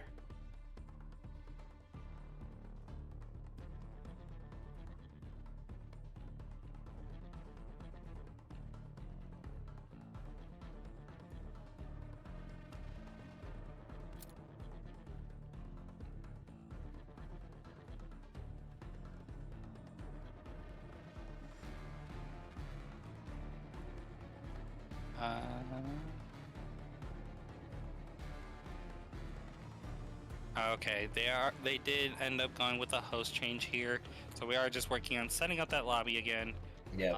Let me make sure we get our streamer in, because we definitely want everyone to be witnessing this amazing action that's going on. I mean, we had a 250 to, I think they got to 135 or 150 or It was like 130. 160-ish. Yeah, so I think it was like 160 something. yeah, definitely an amazing comeback that did take place there. And Hawking and Turtle are on KP side, so I need to make sure my settings are set for those. Okay, sorry about that, everyone, but I mean, it definitely was a bit of a struggle at the beginning with Nightfangs just ballooning that lead so much, but KP, that we noticed, they definitely caught their stride there towards the end. You said something that was interesting to me. You said that, playing sports, driving up to the venue, you had like butterflies and you were nervous and stuff, whatnot. And then when you get Every into time. it, I mean, that's when I wrestled and boxed and played basketball and football. I always, before the game, I always got nervous. But then as the game was going through, I would get my stride and whatnot. Do you think that's what's going on, like right now? You think that's what you're saying? Like, they could probably, like, of course, this is the team that they really, really want to beat. So you think like now they was like, all right, we lost, let the nerves settle in, because they were bringing the lead back up to come into the game too. We could see, the KP that we're used to. Yeah, I definitely think that was definitely like they were like, it was one of those, like, you're ready, and then like that first bad thing that happens, you're like, wow, maybe I wasn't as ready as I thought I was. Yeah. And then like got back into the groove towards the end of the match. We were seeing, Turtle hitting that 5 kill spree, KP clearing out the zone before the hill became active, and definitely something that I believe KP started catching their stride closer towards the end of that. And I think they're going to be able to bring that momentum into the search and destroy on Berlin to try to tie the map count out one apiece.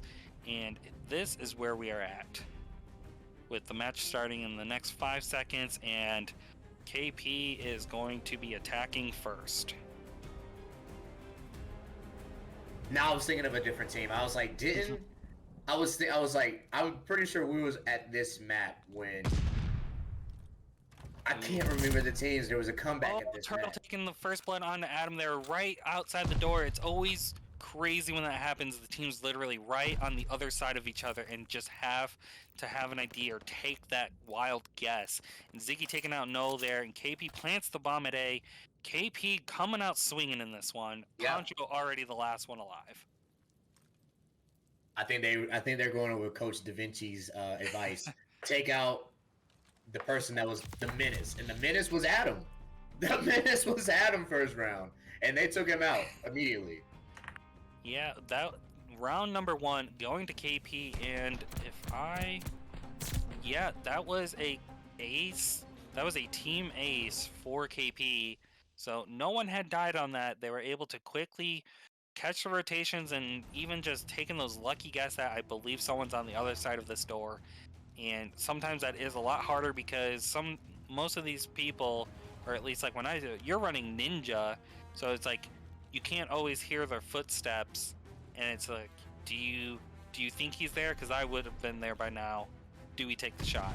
Here we have a different setup going in. KP defending, catching the rotations, knowing that Nightfangs look like they're going for a B push, and Noel gets the first blood onto Turtle. And James, aka Chungus, or Big Chungus. Big Chungus, gets the plant down, but Hawking and NC taking out 2. So going to be a 2v2 right now. Diffuse Noel right outside the bomb location. Ziggy does catch Poncho watching his back. Ziggy ends up being the last one alive.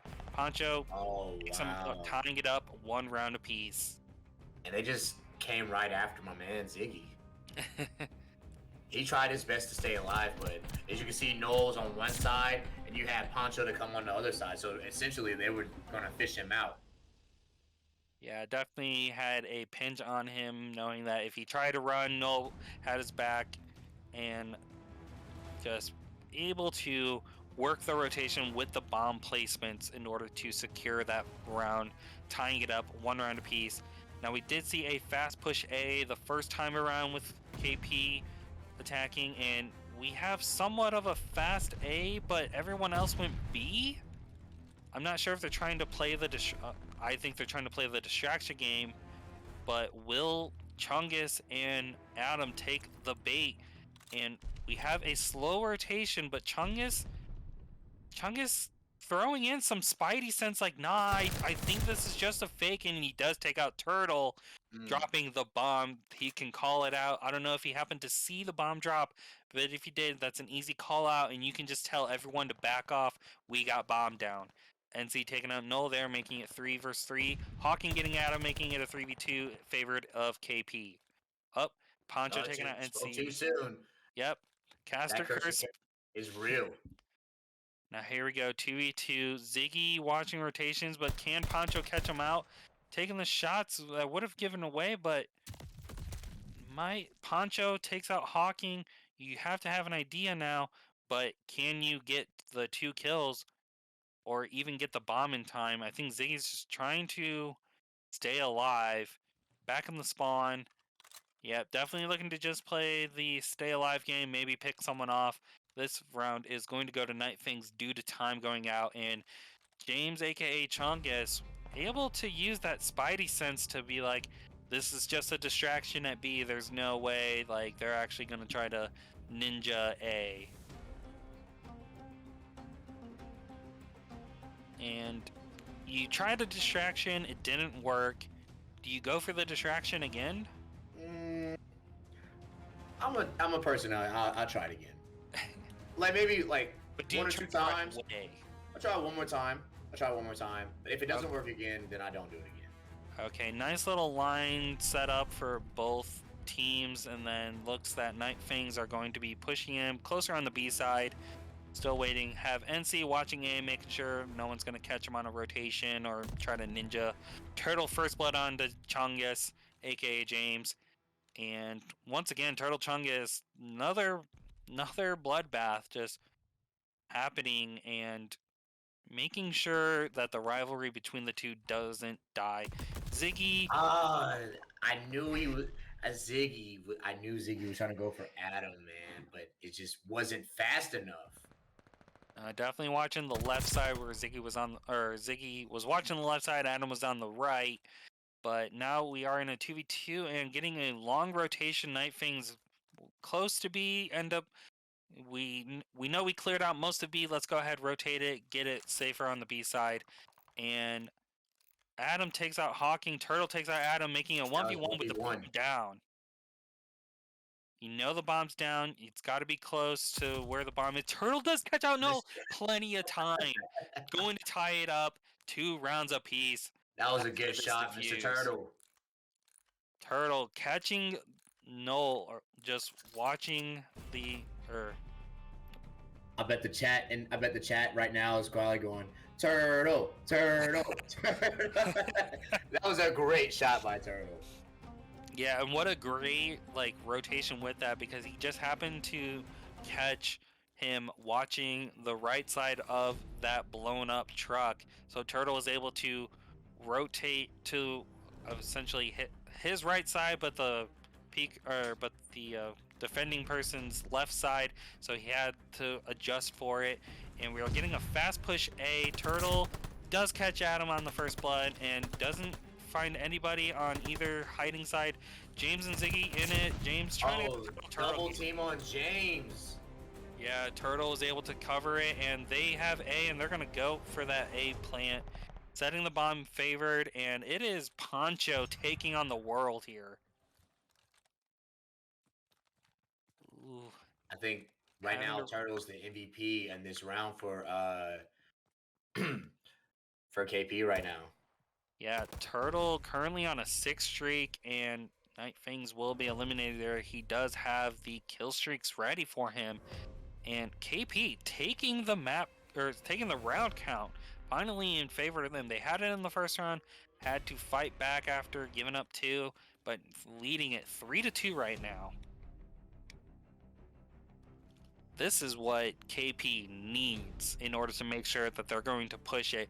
And I mean, if you can show the dominant showing in map 2 for search and destroy, that makes it almost favored for you to get to map 4, because you're guaranteed map 4, another search, and then can call in Mr. Turtle pulls out that glide bomb.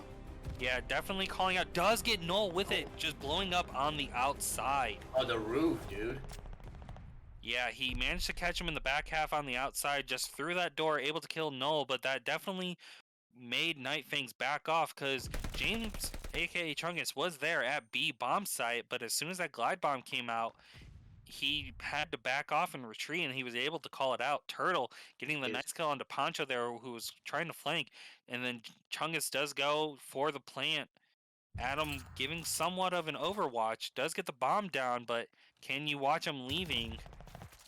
Adam, last one alive. Did anyone happen to catch him? I don't think Turtle managed to catch a peek of him, but Adam having to rotate around, and can you cover your flanks to make sure that...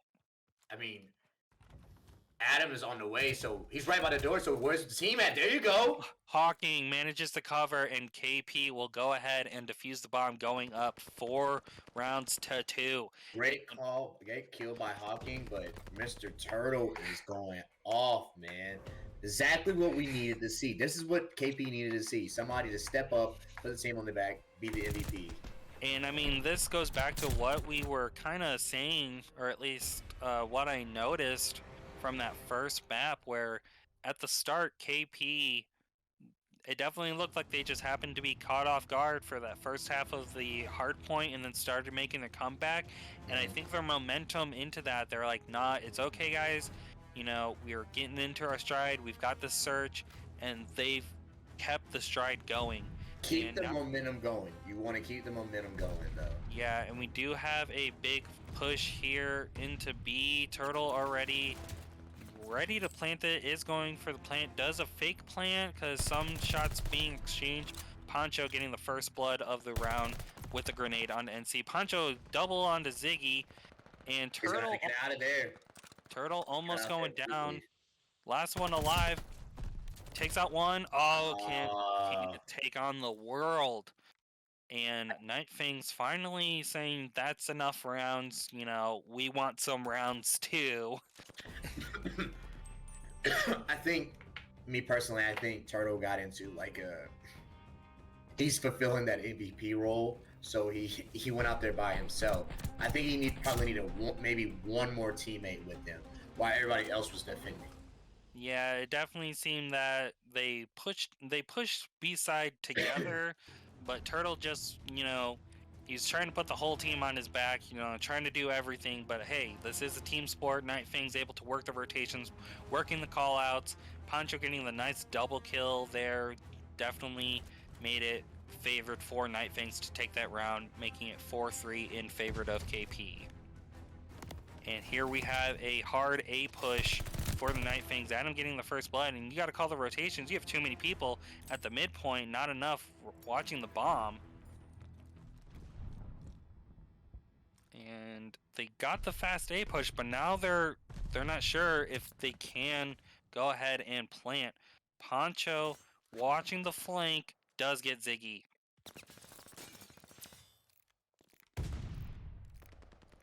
And Turtle takes out Poncho, and Bomb does go down at A.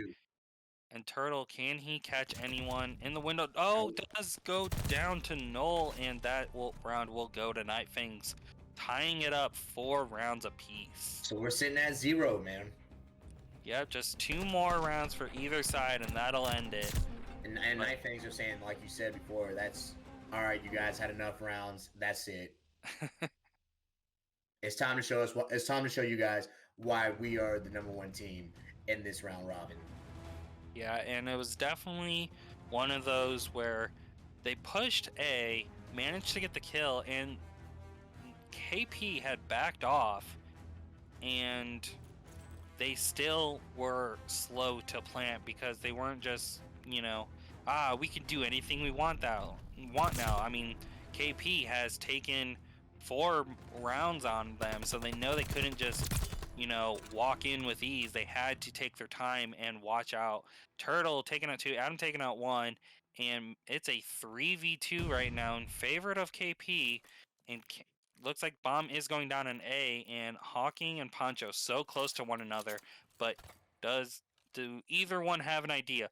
Poncho has an idea. Someone might have been calling it out. He does get the kill onto Hawking there, making it a 2v2. Can KP defend this one effectively? Here we go, setting it up. Both kind of watching one side. Poncho bursting through doors. You gotta be calling those doors if you can hear them. Poncho throwing anything, seeing if he could catch it. A little bit of hit markers. Does see Turtle? Takes out Turtle. Now it's just no. He's trying to defuse the bomb, and NC stops it, and not enough time. You need 7.5 seconds. This is just short, so he stopped defusing, knows it's going to go off, and KP will take that because of the bomb and NC catching the rotation. What defense by NC after Turtle going down, and if I was Turtle, if that was me, I'd be like, bomb, bomb, bomb, bomb, bomb.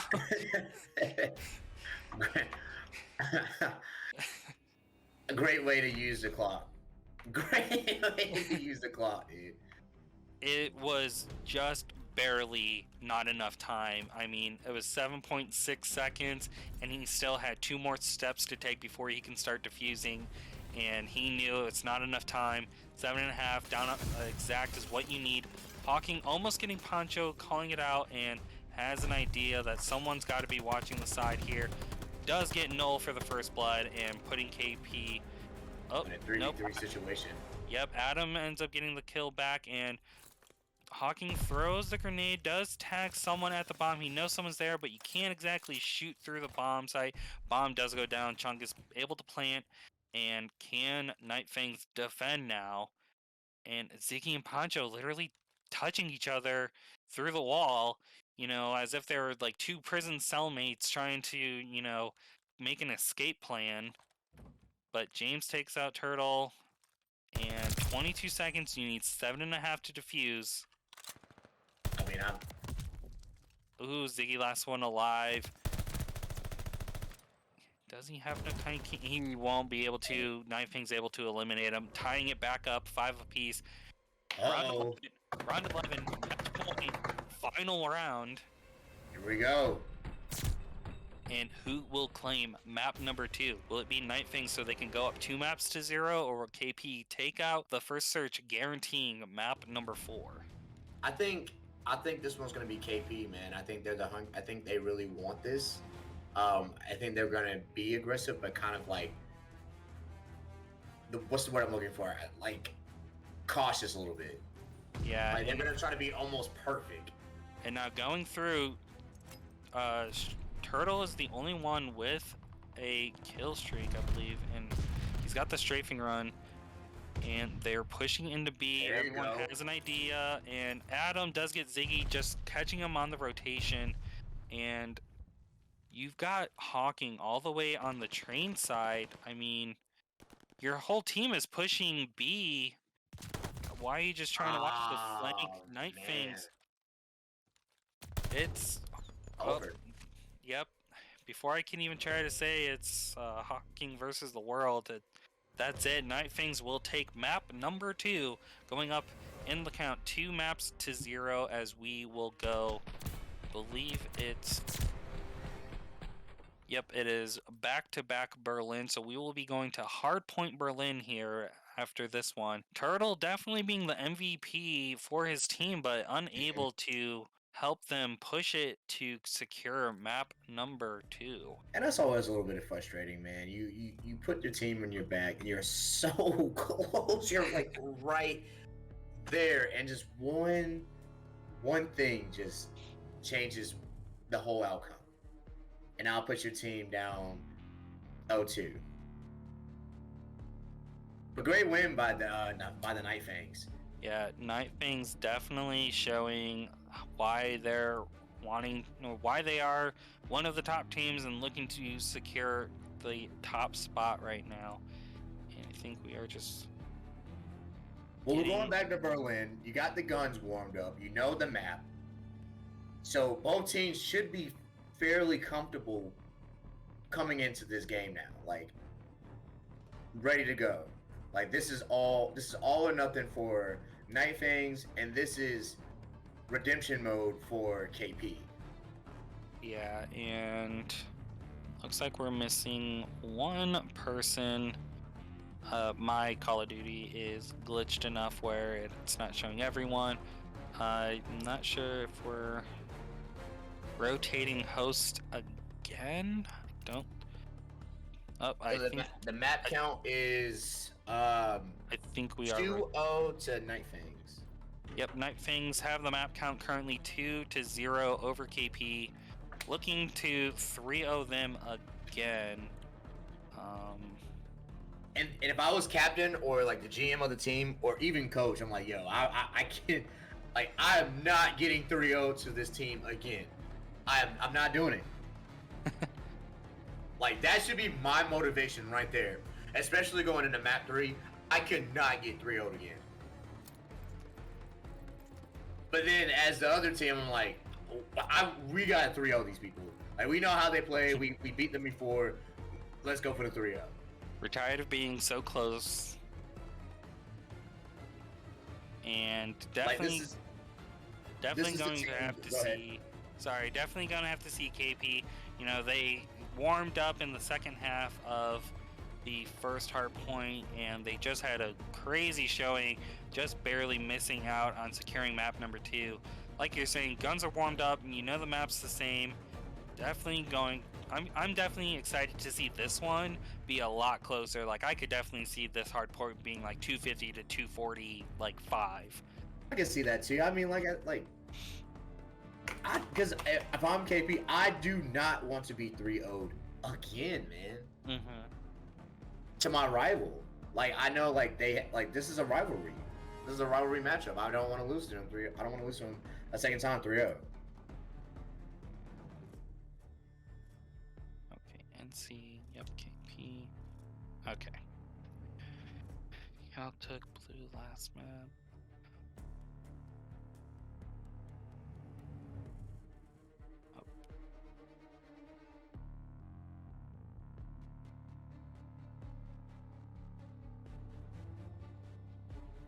Okay, just working on getting the teams settled on, you know, which side's blue side or not. But Berlin, with the map rotations, how it works, hill number 1, or P1 as a lot of the pro players will call it, it is going to be where bomb site A is in that office area. Then hill number 2 going to be moved up to the mailroom, which is that building right next to the bomb site B. And then it comes all the way back across towards the lobby, which is near the blue side spawn. and then it comes all the way towards right side spawn, being in the train yard right outside of the train station and next to train tower. Hill number 1 going to the centered area where the 2 points come together, where you can kind of run up and it's all the rubble. That's where the hill number 5 is going to be, and we are getting in. Loading, or I believe we're loading. I think everyone's. They might have been waiting on us. That's my bad. Ready. Yep, just going in, talking about the hill, getting all you guys excited for this, because this is the match point for Nightfangs, and this is where KP needs to make their last stand. Yes, they do. Yes, they do. Do you think? I think if they lose again 3-0, if KP lose again to 3-0 Nightfangs, there's no rivalry. The rivalry's ended. I mean, the rivalry can still exist, but I think it's more of how the younger brother's always fighting with the big brother. I mean, there's still a rivalry, but in Nightfangs is like they're not our rivals, but you know they'll still be the best 2 teams in the league. Yeah, definitely these 2 are the top 2 right now, and I mean we've got, once the money tournament happens, we're going to be seeing a lot more teams that, you know, we can see some upsets where like, oh yeah, going in Nightfangs and KP, but I mean we got Shreds, who's actually a coach for one of the other teams that's going to be in the money bracket. Who knows, Shreds could, you know, all of a sudden like get them all hopped up and throw in their names for it, and Ziggy getting the first blood, and KP will be taking the hill number 1, and this is the fire that they need. Shreds is the coach for did you say Shreds is the coach for, he will be coaching? He is a coach for Team Lightning, I believe is the name.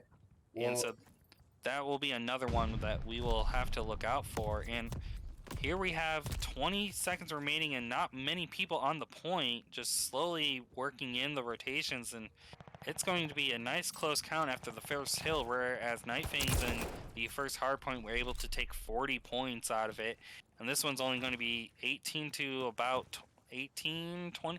No, they just tied it up, said let's go to hill number 2. Turtle already there on the point, watching the side, gets James on the nice rotation and able to defend it with such ease there. And I want to say something about Nightfangs' team. I like the fact that they're sticking with their strategy. Like Adam, he's still just playing like the protector mode, man. He's still working these angles. Mm-hmm. Yeah, definitely. They were finally able to take Turtle off the hill, and they were slow to push in for that hill, start gathering those points, but KP are definitely, Ziggy getting a nice little double piece before Poncho taking him out, Turtle taking out Noel, and Poncho working the outside. Can he catch Turtle? Does see him. Oh, he could barely tell that he was looking at him through the tank, but KP does hold the lead after the first 2 hills. We are working the rotations, going into the lobby now. Poncho, a nice little double piece, and Adam taking out 1. Ziggy taking out Noel, James taking out NC, but Nightfangs are looking to hold it. Did the spawns just get favored for KP, but then Chungus able to make sure it doesn't keep happening. And we just have 1 KP looking to hold. Turtle taking out Chungus, and getting a nice close double piece, almost triple there before going down, and Nightfangs able to clear it out, and KP are just definitely throwing hands right now. Literally throwing hands and bullets. Yeah, definitely throwing all the hands and bullets. They're saying, I'm gonna throw these bullets faster at you and try to work the rotations, and Nightfangs looking to take the lead finally after hill number 3, but KP said that's okay, it's garbage points. We're going to hold this hill at the very beginning, get that coverage back up. Turtle, he hits the barrel, but he's got to make sure he doesn't.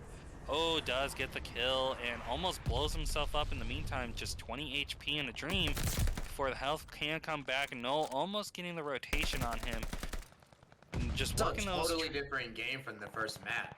Like, look at the score. Like, the score, like, during the first map, it was, like, a triple piece to, like, double digits.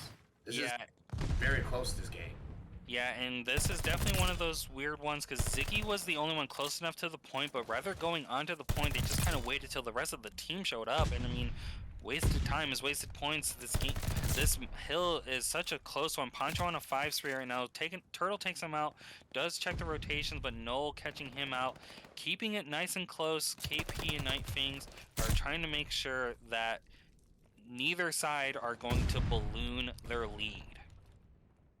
This is what we were waiting for. This is the matchup like I like to see. Like, yeah, this map is 2, map 3 has been just on point. Yeah, this is what I was saying, where I could see this one being 250 to 245, and Turtle catching Noel on the rotation there, and able to help clear it out. And KP is saying, we're finally going to take the lead again. I mean, we were just letting, like, we were just playing, we are just letting you guys think it's close, and Nightfangs are going to have to try to fight their way to make sure that KP knows that Nightfangs aren't just going to listen to whatever you tell them. You can say the sky is green, but they're definitely going to step outside and take a look to make sure it is green or not. Hill points coming 103 to 80. KP being the first one to triple digits, but we still have to get to the 250 point. Turtle taken out on the slight corner. Nightfangs able to start working those garbage points, and we do see Noel and Chungus already on the next hill rotation. KP unfavored spawns for them are all the way near hill number 2 and bomb site B, and you gotta nope, they are working the spawns, trying to get the closer spawns, see if they can catch them on the flank from the spawns. Oh my god, just 2 of them go down right away at the their Nightfangs finally able to hold it and say, we're gonna get 40 points out of this one easily. And KP, they're trying to frickin' throw their hands as hard as they can to make sure that it's not going to be all 40 points. Here we are, map points getting close again, and Nightfangs taking the lead once again, but KP cleared it out, start working the garbage points, and start working the rotations. We are seeing fair... We do see that Pancho and Hawking are right next to each other. Hawking taking out Pancho, start working these outside rotation, but we have Adam and Chungus already in Hillside 2, ready for it to stop or to start. Adam getting the double piece, securing the area. And here we go. This is where Nightfangs can take the lead once again, and KP just wanting to break in and, like, right now keeping it contested because they can't score any points while contested, and cleared out. Null on the outside, and he's just mowing them down from the outside. Anytime someone tapped the point, he just turned in, looked in, got it. And here we have Adam trying to push in, but unable to secure it. Man, this is a brand new strategy. Like, this is different KP team from map 1. Yeah, like we were saying, the guns are warmed up, their hands are warmed up, and already working on the next hill, being in this lobby area, and KP and Nightfangs essentially both just trickling in, trying to get whichever side favored, and KP gets the favored spawn right outside the hill. So they're able to start working that lead, just a 10-point lead currently, but you know, when you die, you gotta call it out, those areas, and I mean, the other team can hear what you're saying for just those first few seconds, so you can try to work a distraction with that, and Nightfang's able to slowly bully themselves in, and we'll start closing that gap, making it once again a just about 10-point difference now, making it smaller. James triple, nice, easy way, set him out. And KP already said, it's over, they'll take the lead, but we'll set up the next hill. It's like a tug-of-war match. Nobody wants to give up, like, the lead. It's just been, like, just neck and neck. Yeah, Chungus on a 5 spree right now, aka James, and so he's got the glide bomb ready. Null pops the Deddy. Can he work the train yard rotation? Can he catch Hawking on the outside? He is running up, and Hawking hears him, but Null able to cut it out. 171 to 164. KP needs this to force a map number 4, And hopefully with that, it will be a close search and destroy like it was the first time around. But no one was on the hill that entire time until just now. You're going back and forth. You're going back and forth, right?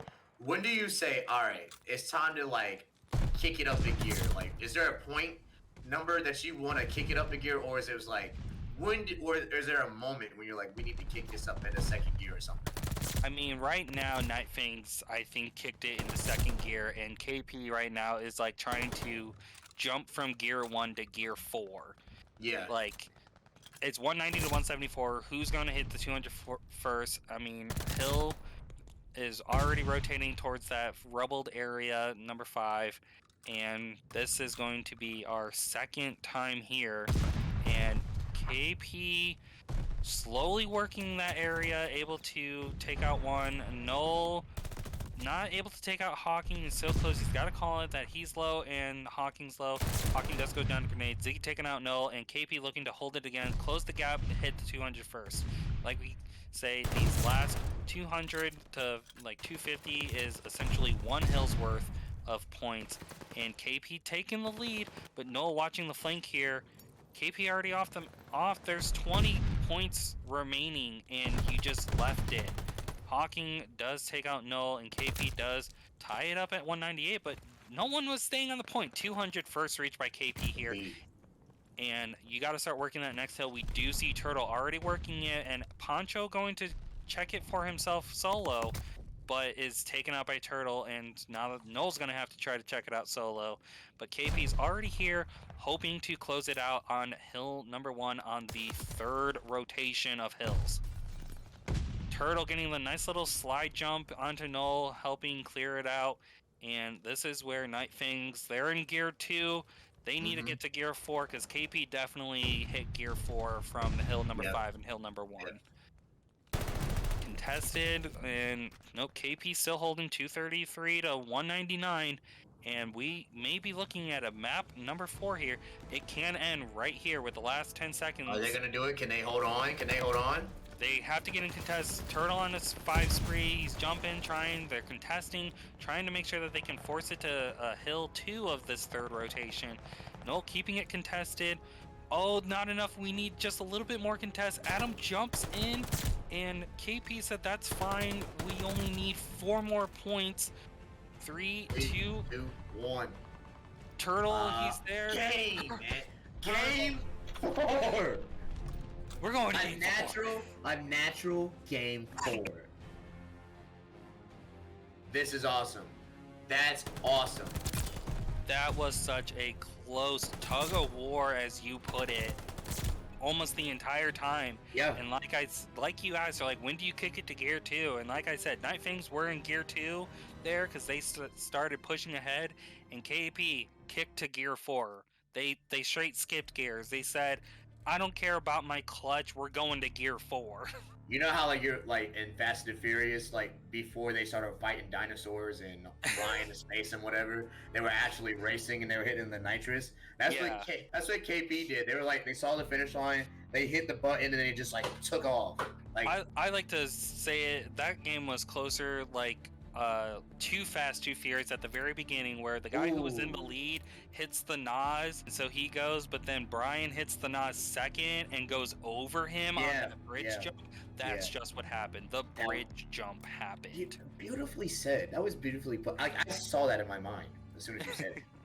Yeah, the bridge jump definitely happened. Nightfangs, they were in there, they like, yeah, we got this, I'm gonna hit my Nas, and then KP hits their Nas, goes over him, and Nightfangs going, oh crap. Alright, just looking. Looks like Hawking has invited me to the game. Of course, I'm the last one because I'm too busy talking about Too Fast, Too Furious, one of my favorite ones besides Tokyo Drift. So Renegade is in the chat and he's asking us what's the map count. So the map count right now is 2-1 Nightfangs. Yes, KP Nightfangs is still in the lead, but KP just came back with the comeback win and got one in. So that was the tug of war like from Squid Games, if you've seen it, where Yeah. you know the main characters they finally go up and it was just tied, and all of a sudden like they were pulling and pulling like back and forth. It wasn't so one-sided, and then finally managed to clutch it out there at the end, catch them off guard. I think the motivation though was not to get 3-0'd again. You didn't want to get 3-0'd again. Yeah. You did not want to get 3-0'd again. That was the motivation. Yeah, that's definitely the motivation. And we are going back to Tuscan Search and Destroy. We started out here on Hardpoint and went to Berlin twice for Search and Hardpoint. That close Hardpoint victory for KP there. And now we are going to Tuscan Search. KP pushed it to 11 rounds. And I mean, coming off that win, I would not be surprised if within the first 20 seconds, one team is already down to a last person standing. Because both of these teams are probably like, just get me into the game, just go, go, go. Like, I want to be like running into their spawn when there's still 30 seconds remaining before the game starts. This is the only team that's really made Nightfangs sweat. Mm-hmm. You know. So Yeah. with that being said, like you're an elite team. Just take your time, be aggressive, but don't be sloppy. You got now you're not 3-0. You can make a comeback. Yeah, definitely this could be the 5 maps that everyone's been waiting for. We are on map number 4. Map count is currently 2-1 in favor of Nightfangs, but KP, they can put in the work on Search, and they definitely just got done putting in the work on Hardpoint, and they're definitely pushing for that map number 5. And here we have the fast KP push into A. Ziggy taking out Poncho for the first blood, and this is where I would say plan A, go for it fast. Like, Hawking taking out Null, and have Adam Ooh. does go down to Turtle, and like I said, 4 versus 1 right now. KP coming out strong here. And Turtle catches him the rotation through the spawn. KP takes round number 1. Does KP have the Nightfangs rattled right now? They very well could be super rattled right now in this surge. I mean, after that hard, because it literally came down to that third set of rotations, second hill. You know, you had to get there, and KP just managed to secure it within those last 2 seconds, and that could have just rattled you. Because you just got done winning in the search, and you're like, we could do this hard point. And KP came back, and I mean, I just thought of this right now, but this could be the KP clapback. I think they finally figured out the crack in their armor. Yeah, they've definitely realized that they are making the crack in the Nightfangs armor. Nightfangs do get the bomb down, pushing the clock. Poncho getting the first blood on to NC. No taking out Hawking. Turtle pushes out, does get James, and has an idea. Ooh, does die to Null there, and Nightfangs will take round number 2. Once again, this is what we were seeing the first time with the Search and Destroy, just being back and forth, you know, not so much as going immediately to match point and coming back. It's nice and close, just like this hard point. But Nightfangs, they're like, you see the crack in our armor, but we're gonna patch it back up. Yeah, we're using that as a distraction while you're too focused on that. We're gonna hit you from the side, and that's exactly what happened in that round. And here we got a nice line set up, watching mostly every angle. Fast push going into A again. Ziggy taking out Poncho. Adam, can he get the flank? But Ziggy has an idea that someone might be watching the flank here. Oh, Adam getting the nice pop out and Turtle covering for him, but that was a nice little pop out into the door, getting it onto Ziggy there. 2v1 situation right now. Yeah, Noel getting out Turtle. You got to call it out. Start watching the other rotations. I like how they're both essentially watching each other's back. Hawkins Yeah. sees Noel finish it off. KP takes round number 3, going up 2-1. And this may be just another tug of war. And Tuscan, I definitely feel, is attacking A site favored. I I just see it so often with how quickly you can pick up the bomb and essentially be touching A in the matter of the first 15 seconds. And you only need 5 seconds to plant the bomb, and it's 7.5 to defuse. So if you can change the time from 120 down to 45 seconds, that's what you need to do.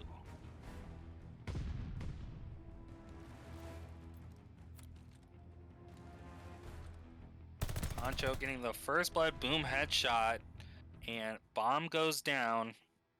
And now here we are setting up, and we do see NC going for a rotation, but Poncho and James, aka Chungus, both trying to watch it, but then quickly move over.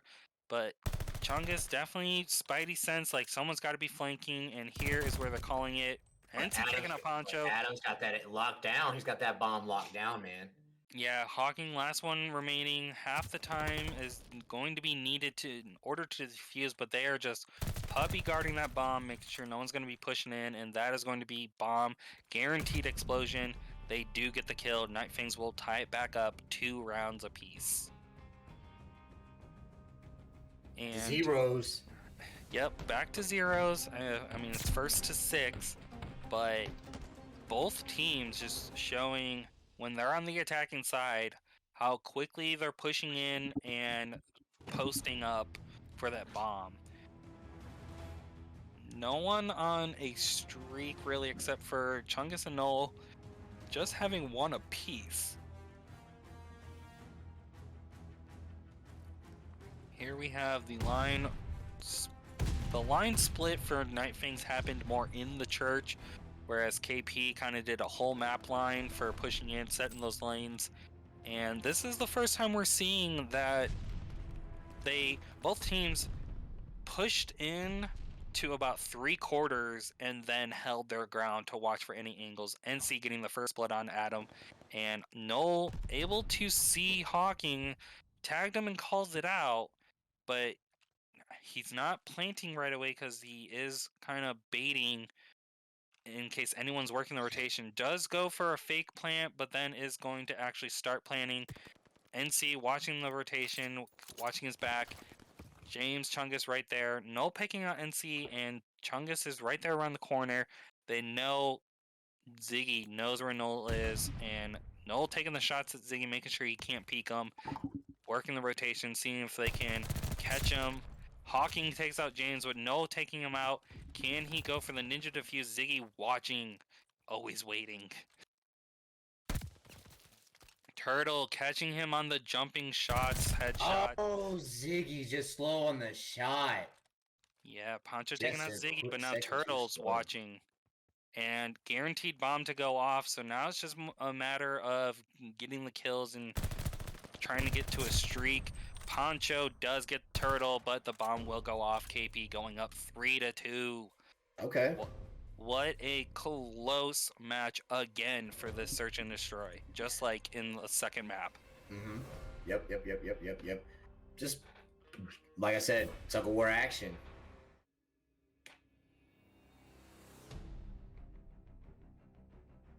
All right, loading in. KP on the defending side, and definitely seems that whoever is attacking tends to be the one that is going to be winning the round, but can KP break that mold right here? And a nice... Oh, Hawking getting a nice randominade, maybe? I mean, they probably calculate that, but I definitely would consider that a randominade. We have NC and Adam literally a wall apart from each other, and Adam bursts through the wall to take out NC, watching it, and he's going to start working the spawn flank rotation, and bomb does go down. And here's where KP will need to both watch their spawn as well as make a move onto the bomb. Turtle knows Adam is running around. Yeah, he's like but trying to like look for him, but you don't get your cover. Adam is over here throwing after images like all around, like, I'm over here. No, I'm over here. Like, I killed 3 people in 7 locations. Which one was real? See, you gave up your spot as soon as like you were fine where you were at, then you gave up your cover. Yeah, and just Nightfangs holding the mold that whoever's attacking is going to be winning. And now they're going to be trying to break that mold and making sure that they can go up on a defending side so it's favored for them when they are attacking. And I also love how close the KD spreads are. I mean, NC is 2-4 and Chungus is 2-4, but everyone else 5-5 or 5-4, 3-5. Like, this is a super close match. No one is just blowing out objectives or blowing out the kill streaks. James and Adam getting 2, NC taking out Adam, making it a 2v3 situation. Turtle taking out James there, but Pancho taking out Ziggy, and Turtle's the last one alive. Can he clutch this? Man, I'm getting to a spot and hiding. I'm not doing that. Don't do that. He said, Devin, hush. Da Vinci's, be quiet. I've got this. He's like, don't you know who I am? I'm Mr. Turtle.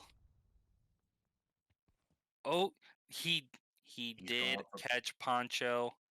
Just slightly. He's got an idea that he's over there in the corner. Gets the jump. Got him. Peaking advantage, and KP will go up 4-3 again. Hey, he told me to be quiet and let him play his game. Mr. Turtle, I am going to let you play your game, dude. Yeah, you definitely have. If you know, sometimes the games will let the coaches be talking with them, and you're over here, Coach Da Vinci. Don't do it, don't do it. And he's like, I'm Mr. Turtle.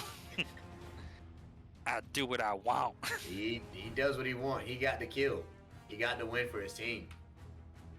Yeah, and here we go. KP on the defending side now, and this is a slow push A for the first time that we're seeing here. And Adam getting the first blood, and Turtle then going to be watching. Only has a stun available. Oh, couldn't get the kill on James. Reveals his location, so now they're going to have 2 peeking as they're going to get ready to start planting that bomb potentially. No, definitely still just seeing if they can bait anyone out watching. And now the bomb is finally going to be planted from Chungus, and Pancho catches Turtle on the rotation in the map. 4v2 match right now. Right, and Turtle being your essential star right now, this is what we tend to see. Ziggy taking out one, almost gets Adam, but gets shot in the back by Null, and Hawking, last one remaining in a 1v3 situation. Can you catch anyone rotating, trying to get you? Does get Adam. You need to reload, but Pancho's working the rotation. He does he have... Oh, he couldn't do it. Pancho catching him on that spawn flank and was able to tie it back up for a piece. You know who we haven't been talking about tonight, or maybe not as much? Who? Chungus, James. We haven't really been talking about him like that as much. He's definitely been the bomb planner. He's got 4 plants down. He's got 1 first blood. He's 3-6 currently. Search and destroy this time around not being his bread and butter. Right, I just feel like he's kind of like playing like back a little bit. Not being his usual self. Definitely seems that Chungus is a bit on a leash right now. You know, he's being held back, and we see 2 people kind of pushing in B side. Could this be a late rotation B? We're gonna see the first B push on this. Ooh, Turtle. Ooh. Turtle and NC unfortunately having to use NC as a bait, but Adam does cover Pancho for Turtle, making it a 2v1 situation, 2v3 or 2v2 overall as Hawking and Ziggy takes out Nolan James, and it's just Adam remaining. And will he able... Oh, Adam and Hawking are right next to each other. Do either one of them have an idea? Up, some movement. He has an idea. Oh, it's now Ziggy and Adam, and the bomb is down, and Adam is more than likely going to puppy guard this. And this is where Nightfangs are may finally take the lead on a defending side. But Oh, but Ziggy says otherwise, man. Ziggy gets it on the rotation. They were both flanking. both Adam and Ziggy were flanking. They both were like, I'm going rooftops because I think I'm gonna catch them on the rotation. And here we are, KP on match point. They are defending, and this is where they'll need to make a stand, preferably. Bomb picked up by Chungus. He's been their bomb carrier this time.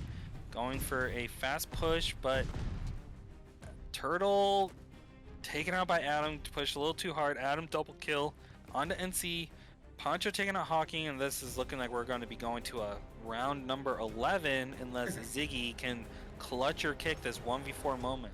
Ziggy Wick, he's got to do something.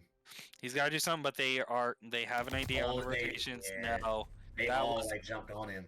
That was a firing squad. He wasn't able to get out of that, and here we are going to round number 11.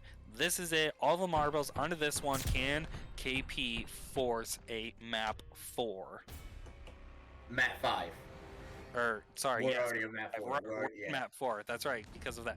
Can they force map number 5, being Hardpoint Gavatu? I think they do. Here we go. Turtle has the bomb. We are seeing a hard A push.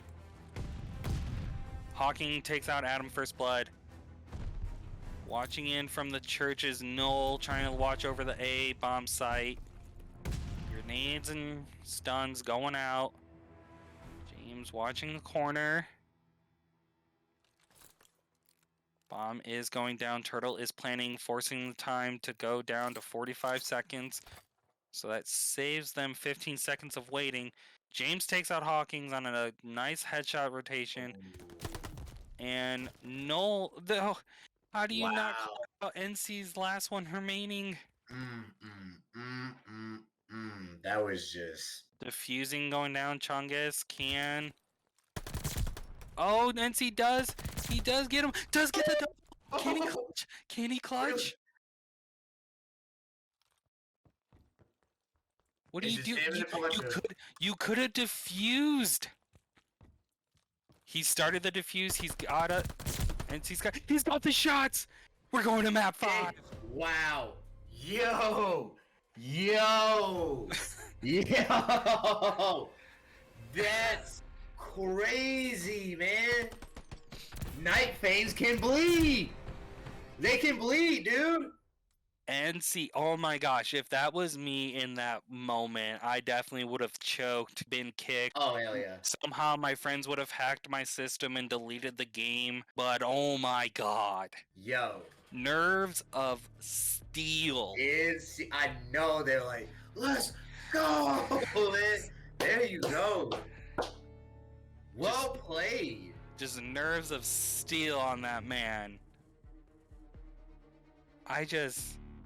Map 5 on the biggest match happening right now. We've called this out 2 weeks ago when they first went up against each other in a 3-0 showing from Nightfangs over KP, and KP definitely said that ain't happening again. I don't want to take all the credit, but I said if they got 3-0 again, this was no rivalry. The rivalry is over. No, this is a full-on rivalry, dude. This is a rivalry. Both teams are going back and forth. Both teams are going ham. Wow. Gosh. Wow. I don't know about your lobby. My lobby is showing we are missing just one person. Yeah, we're just missing one person on my lobby. So... I think we're missing. No, we have Mr. Turtle. We're missing. Definitely working the up. Are we? This could also be just another host switch, as well as some people's games could have glitched on them in the sense that Vanguard says you need to buy it again, or even just, being kicked out to the main screen. So just a moment as we are setting up the lobby here, but oh my god, Da Vinci's like 5 maps. We finally got 5 maps. We've been asking for this for a long time. We finally got 5 maps. I think my take on this is I told you, man. I had my popcorn ready for this. This is what I was been waiting on. I've been waiting on this for like 2 weeks straight, man. And we finally get a map. We finally get 5 maps. Now, this is what I want to see now. Now that we're on map number 5. We're getting 5 maps with juggernauts. Is KP going to keep the momentum, or is Nightfangs going to is KP going to keep the momentum and Nightfangs fold, or what Nightfangs team are we going to see? Are we going to see week 1 and 2 Nightfangs, or are we going to see this Nightfangs that we're seeing tonight? I mean, it just goes to show the just pure evolution of the team's play styles throughout tonight, because as we saw in the first hard point, KP had to catch it on like their second win and start getting their stride in the second half, and once that happened, it sort of showed in the second map where the Search and Destroy on Berlin, KP sort of started out strong, ended up faltering as it came closer to the end. So Nightfangs went up 2-0, and you're thinking, all right, let's just finish this. But KP definitely said, it ain't over yet. I mean, I didn't hear no fat lady singing, and like, it's like in South Park, like, I didn't hear no bell, like. No, they came out still swinging. You know what? They're asking for NC's Twitter, but I want NC's jersey. I want his jersey because NC came out clutch. Yeah. Wow, that was clutch. NC definitely just clutching that at the very end there, keeping the hope alive for KP, and just working out the team's sightings on this. Yeah, I think. But oh my gosh.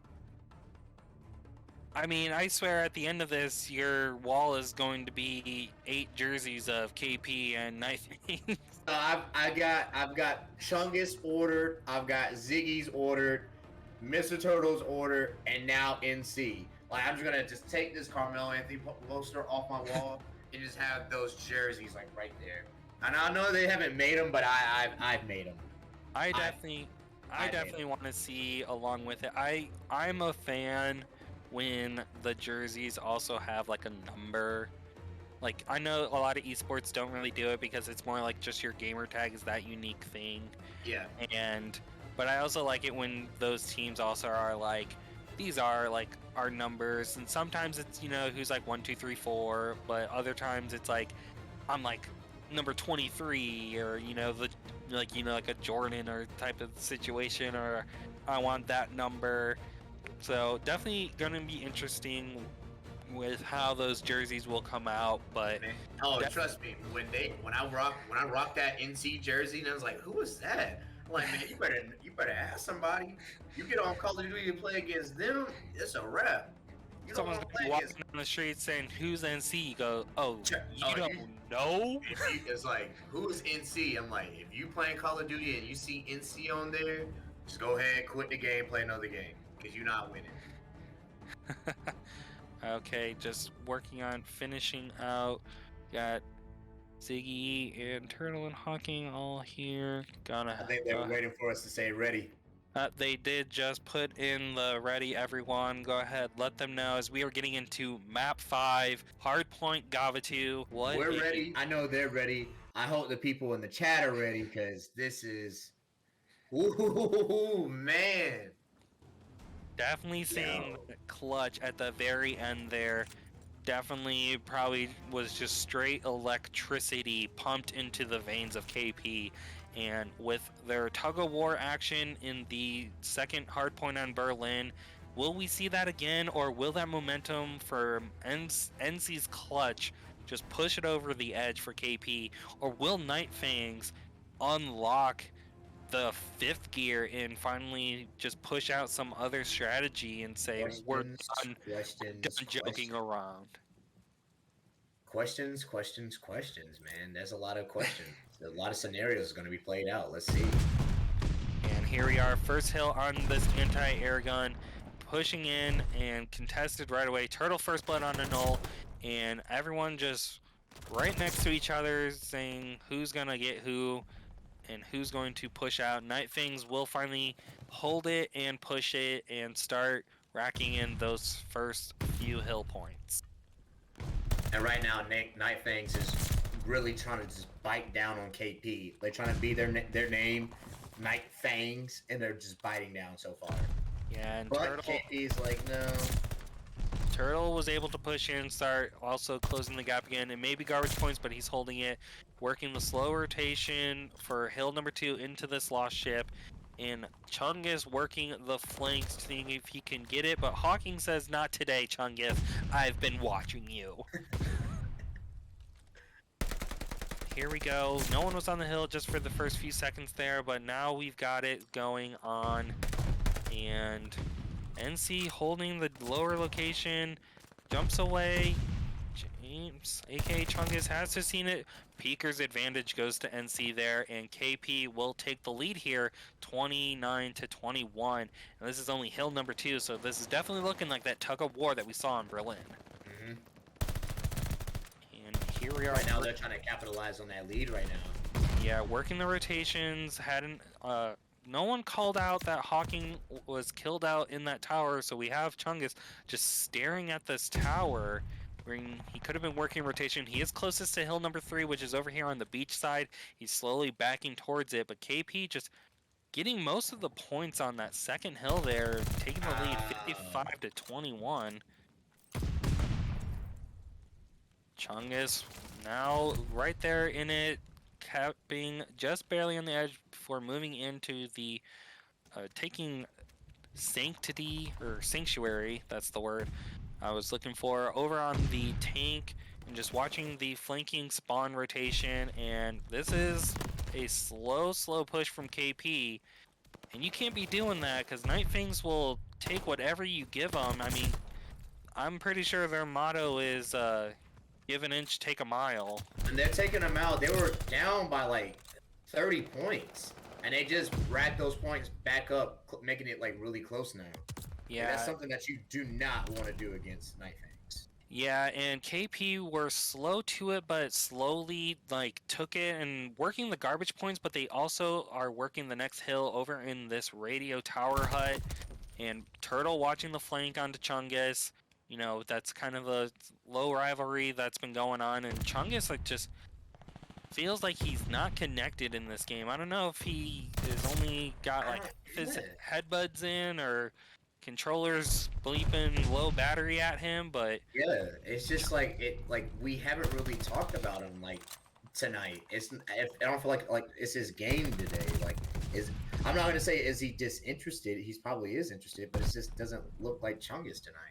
Yeah, this definitely might just happen to be one of those where nothing just feels right and nothing is going right. I mean, you catch it in Call of Duty, League of Legends, Rocket League. I mean, I got on Rocket League the other day and I started out fine, and then my second match, it was like I never knew how to jump in the game. Yeah. But here we are, KP going to triple digits first, 116-54. Map number 5 is going to be in the docks area, and it was originally favored for Nightfangs, but after the deaths, the spawns flipped in favor of KP, and they were able to just sneak in and start capping.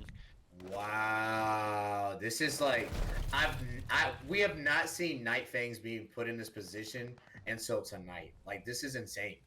Yeah, the momentum from the hard point and surge that KP took on maps 3 and 4 is definitely showing, and NC almost taking out Adam there, or sorry, Chungus there. Pancho on a 5 killing spree, holding the docks, making sure no one else is going to be pushing in, along with Noel. Chungus and Noel both on the docks now, and we are going to be rotating back to the anti-air gun. NC already there first, but has an idea that 2 people are going to be pushing him, and Pancho and Chungus already there. Turtle is going to be pushing in now, but Chungus says no. He said, I'm still around. I'm just having a slightly bad game tonight, but, you know, Nightfangs wanting to start pushing back and stop that ballooning. And if I'm KP, I don't want that to happen. Like, I need that score to be far away from them as possible. Because we know, like, the Nightfangs, they can turn up at any point, at any given. And NC accidentally gets blown up by Turtle's grenade, but NC getting the double kill and stopped the capping from Nightfangs there. I mean, my man's clutched and pushing in like, you know, this boy got straight electricity and serotonin pumped into his veins on that victory and is running with it. Oh, hell yeah. He's on the runner's high right now, catches Adam up top, and now NC's holding the top, and can he catch anyone? But Null ends up stopping that and is able to help the rotation in favor of Nightfangs. But KP is on the point. Nightfangs taking him out, trying to close the gap. It's finally getting back to that tug-of-war situation. Only 137 to 130, and KP, like you're saying, they need to stop. This is what I do as a team. I don't want this to happen. Now look, they're tied and they got the lead. Like, we know they can go on a run at any time. If I can keep them behind me 20, 30 points, I'm trying to do that at all means. Yeah, and Pancho was on a 7 streak there, so he does have kill streaks available for him when he comes back. I think he's just going to be holding on to them. Adam on a 5 spree right there, and Nightfangs finally taking the lead, but KP has the favorite spawn for the next hill in the beach side. And, I mean, you know they're over on the sub, so you definitely got to be watching more of that side. They get 2, but will the spawns be favored? Spawns are still favored for KP, and they're able to move in onto hill number 3 on the second rotation. Oh, man. Your KP, you just let most of the points on that previous hill go to Nightfangs, and Nightfangs just slowly pushed in and bullied their way in. They're looking to hit 200 first, and KP, they came out swinging, but... I don't think they slowly pushed in. I think they kicked the door open, went into the refrigerator, drank up all the juice, and they snacks up, because this is wow. Yeah, we do have Turtle on the point now, working to close that gap again, but Nightfangs already have 2 on the next hill in the radio tower hut. Pancho near the anti-air gun, making sure anybody trying to rotate through the beach is going to be met by bullets. And NC and Hockey looking to rotate through the sub. Adam watching that flank though, making sure that no one is going to get past the sub. Yeah, Adam taking out the 2 there, and Nightfangs already on the hill. And here is where KP needs to definitely stop, because they won't be able to finish the hill, but you definitely don't want to leave it for just what happened to what they did to win on Berlin, where the other team just needs to hold it for the first 2 seconds. Yeah, Nightfangs just got to 200 first, so now they're looking to capitalize on that, that right there. KP has moved in, and it does look like Ziggy is holding the spawn for them. And keeping it contested, making sure that it doesn't keep ballooning. Had him on a 5 spree right there. And they are able, but Ziggy, you're still holding the spawn here. I'm not sure. Okay, I'm not sure if Ziggy timed out or his controller died there, but they unfortunately still losing on the spawn rotation. Ziggy's finally moving again. Not sure what happened there, but now we have Hawking looking to move the spawn. Turtle next to him on the sub. They got to get this hill. Chungus and Noel holding it, and spawns are in favor of Nightfangs, but here we go. This is, you know, the last 15 points. Yep. Contested KP, they're looking to get to 200 and moving it back to the anti-air gun to finish it off. And NC pushing in, not able to find anything, but Poncho is there holding, Null as well. Just 8 more points for Nightfangs, but KP comes in trying to get that 200 marker. NC working the rotation. They do finally hit to the 200 points. You can't leave it. Keep it contested. You know someone is over there. You gotta keep it contested. This is it. It could end right here. You gotta contest. Oh my god, he was right there next to it. At any point, he could have ran in and contested to push it. But Nightfangs will finish it in 5 maps, taking the lead and securing the #1 spot after this halfway point in the preceding tournament. Oh my gosh. What a game. What a match. GG's all around. I mean, at that there was a small point there where Ziggy, I don't know what happened, He said that he got booted. He said he got booted. He did started moving around though. But oh my gosh, what So he says that he said he didn't he said he got booted. Maybe that's probably the reason why he wasn't moving and that happened. Yeah, unfortunately, we aren't able to fully investigate that. I'm not entirely sure what comes down to it, because I know I don't know if he had joined in back, like if it still showed his person was there, but he was technically out of the game, and having to move back in and switch sides potentially. But what a strong showing from these top 2 teams. I mean, Yeah.